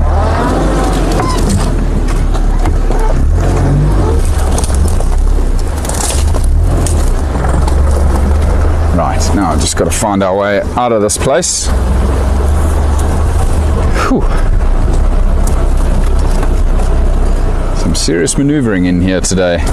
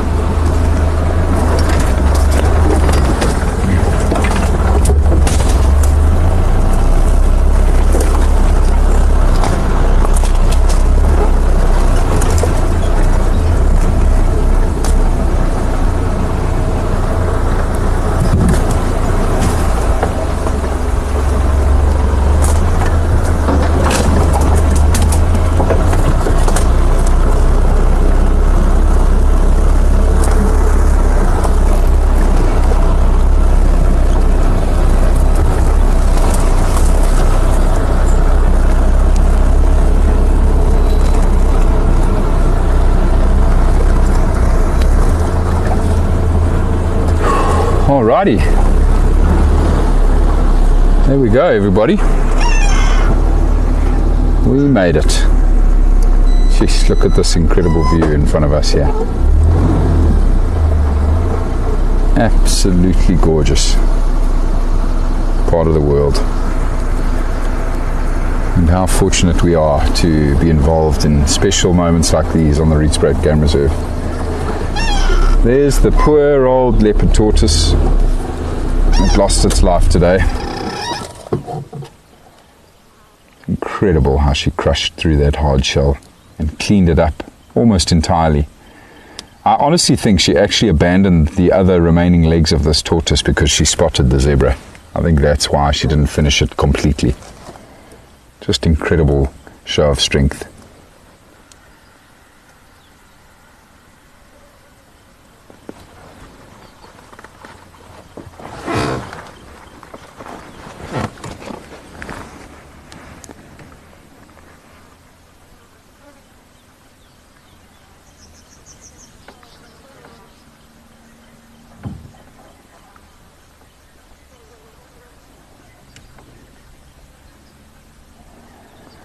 Is this phone on TeamSpeak, Basil? No. Okay. Will you just relay any messages from Yana then, because my phone's dead, so I can no longer hear her. Okay. Thank you.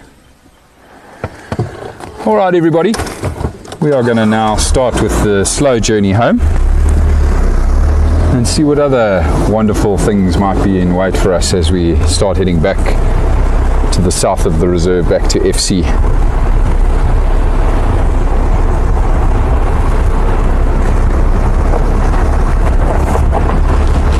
What a successful day. It had its challenges. Gee whiz, did we go through challenges today, everybody. But I'm just so grateful that it all worked out in the end.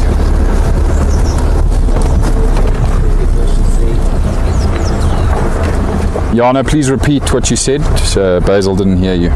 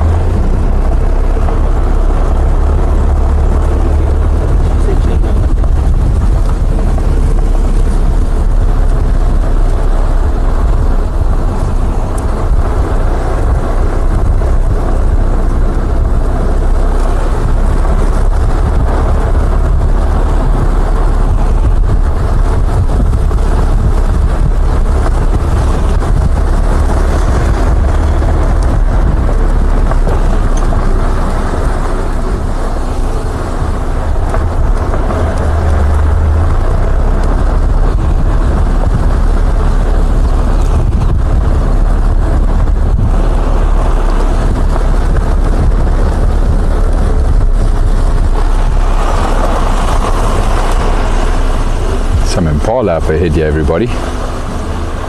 Trust me, guys, you don't want to go that way. There's a grumpy, hungry lioness who tends to hunt anything that moves around her. So yes, rather go that way.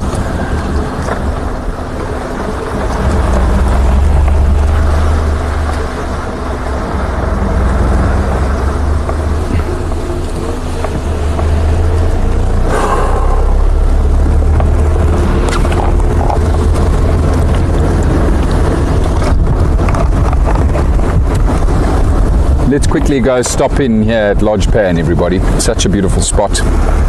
Just want to quickly see if there isn't some bird life here. There was a white rhino bull that was in the area earlier. Just going to quickly pop in here, see what's happening before we carry on home.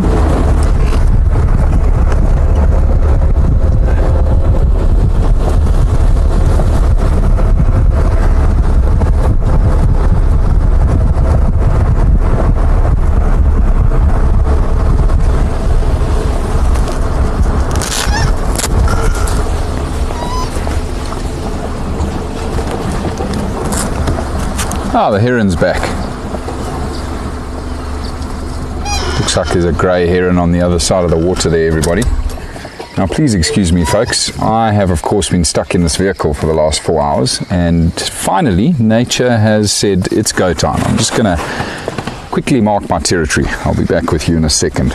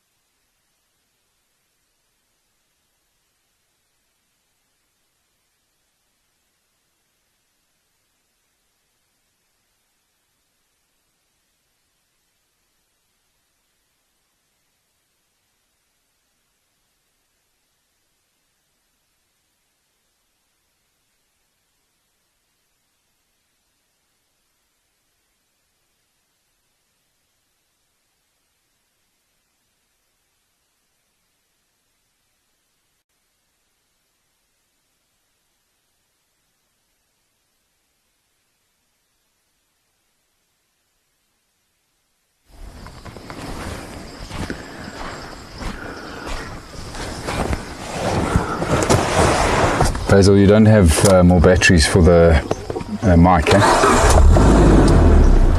For the mic? Yeah. Will you get them out for me? This one's dying. Thanks, buddy. Right, everybody. Lovely sighting there of Lodge Pan and the beautiful grey heron. We're going to start moseying along. Just going to quickly change the batteries on my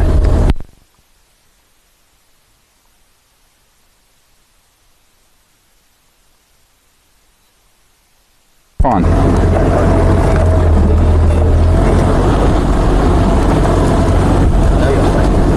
Okay. Batteries seem fine, Basil. They're fine. Yeah. This mic keeps jumping out permanently without me even touching the pack.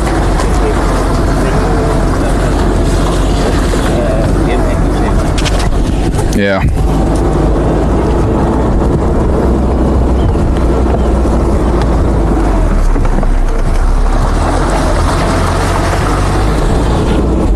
Right, everybody, I hope you all can hear me now. Should be good. Whoop.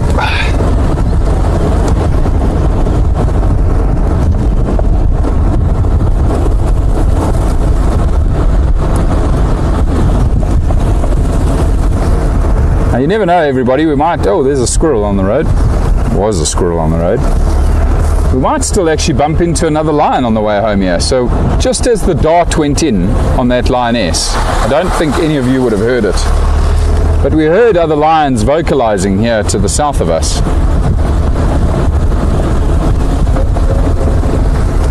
Very interesting. I would imagine it's probably the injured male lion though that's vocalizing.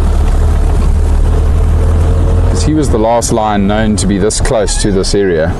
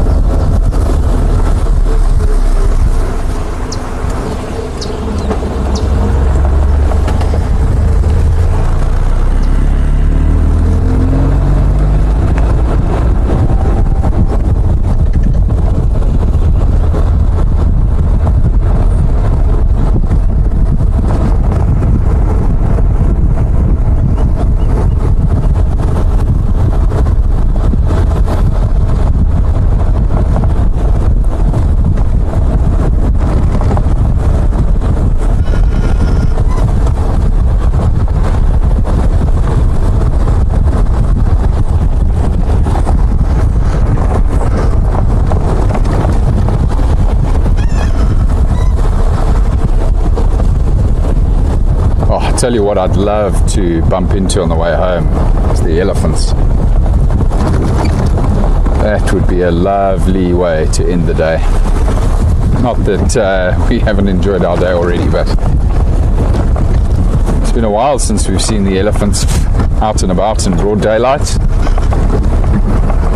It certainly would be very special as well.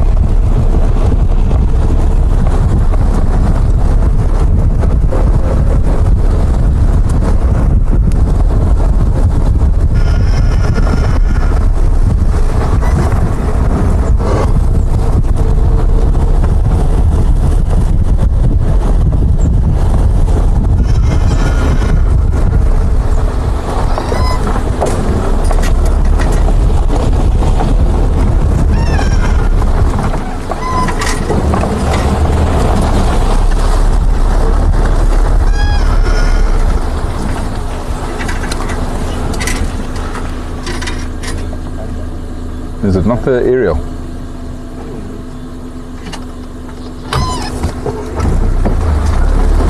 Sue, to answer your question, not the last few days, the last few hours. The heavens opened up here on the Rietspruit Game Reserve. So there was light drizzle this morning at 5 a.m. when we first got started searching for this lioness, and by 5:45 in the morning it absolutely poured. We had two massive downpours over a couple of hours. This little river that I'm driving through here now, Sue, was in full flood.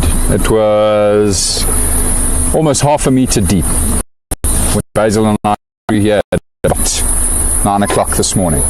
It was just incredible to see how much in the short. And as I say that, I'm literally feeling more raindrops.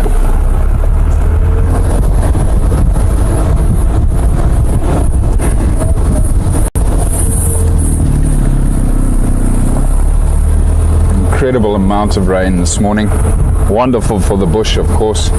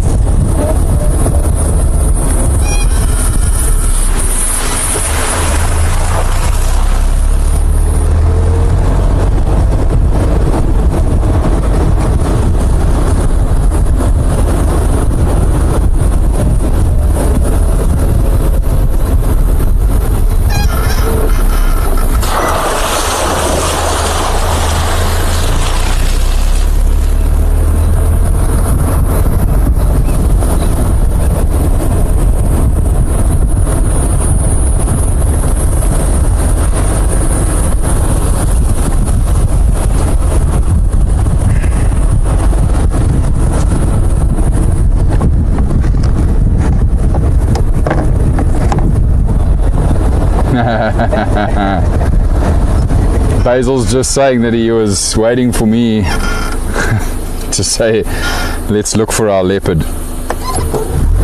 Basil, I don't even need to say it, buddy. I'm always looking for our leopard. Always.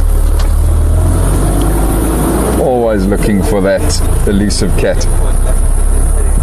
Nah, that's the thing, Basil. I'm greedy. I can never get enough of leopards. I always want more.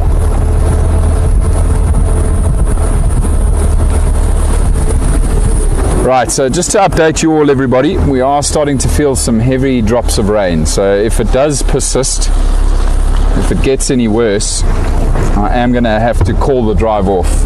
We'll have to cover up the camera and just try and really pick up the pace and get back to FC and get the vehicle under cover. It's so weird though, because I mean there's hardly a cloud or rather no heavy cloud above us, yet there's some big drops of rain coming down right now. But we'll keep going, we'll see how it goes.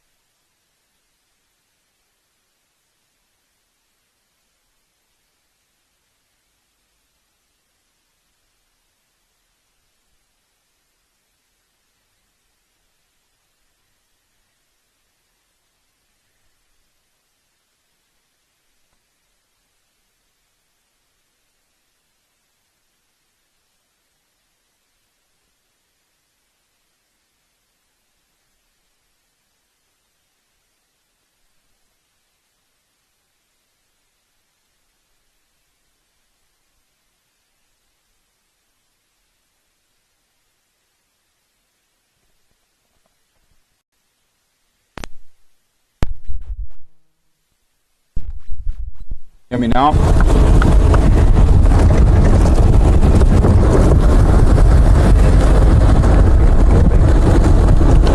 Alrighty.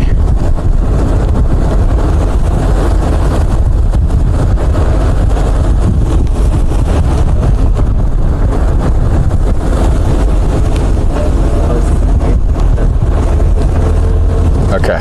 All right, folks, apologies for the breakup with the mic, but to be honest with you, we are experiencing some issues now with a number of things. It's not just me and the mic, it's also the rain as well. So we are going to wrap things up here, everybody. Thank you so much for joining us. We'll leave you with this parting gift, a beautiful view of these two male giraffe that seem to be going at it.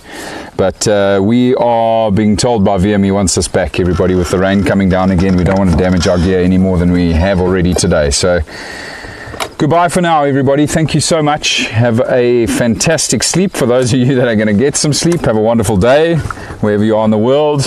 And thank you again, everybody, for joining us on a very, very special day here at Painted Dog TV on the Rietspruit Game Reserve. We'll see you all again very soon. Bye for now, folks.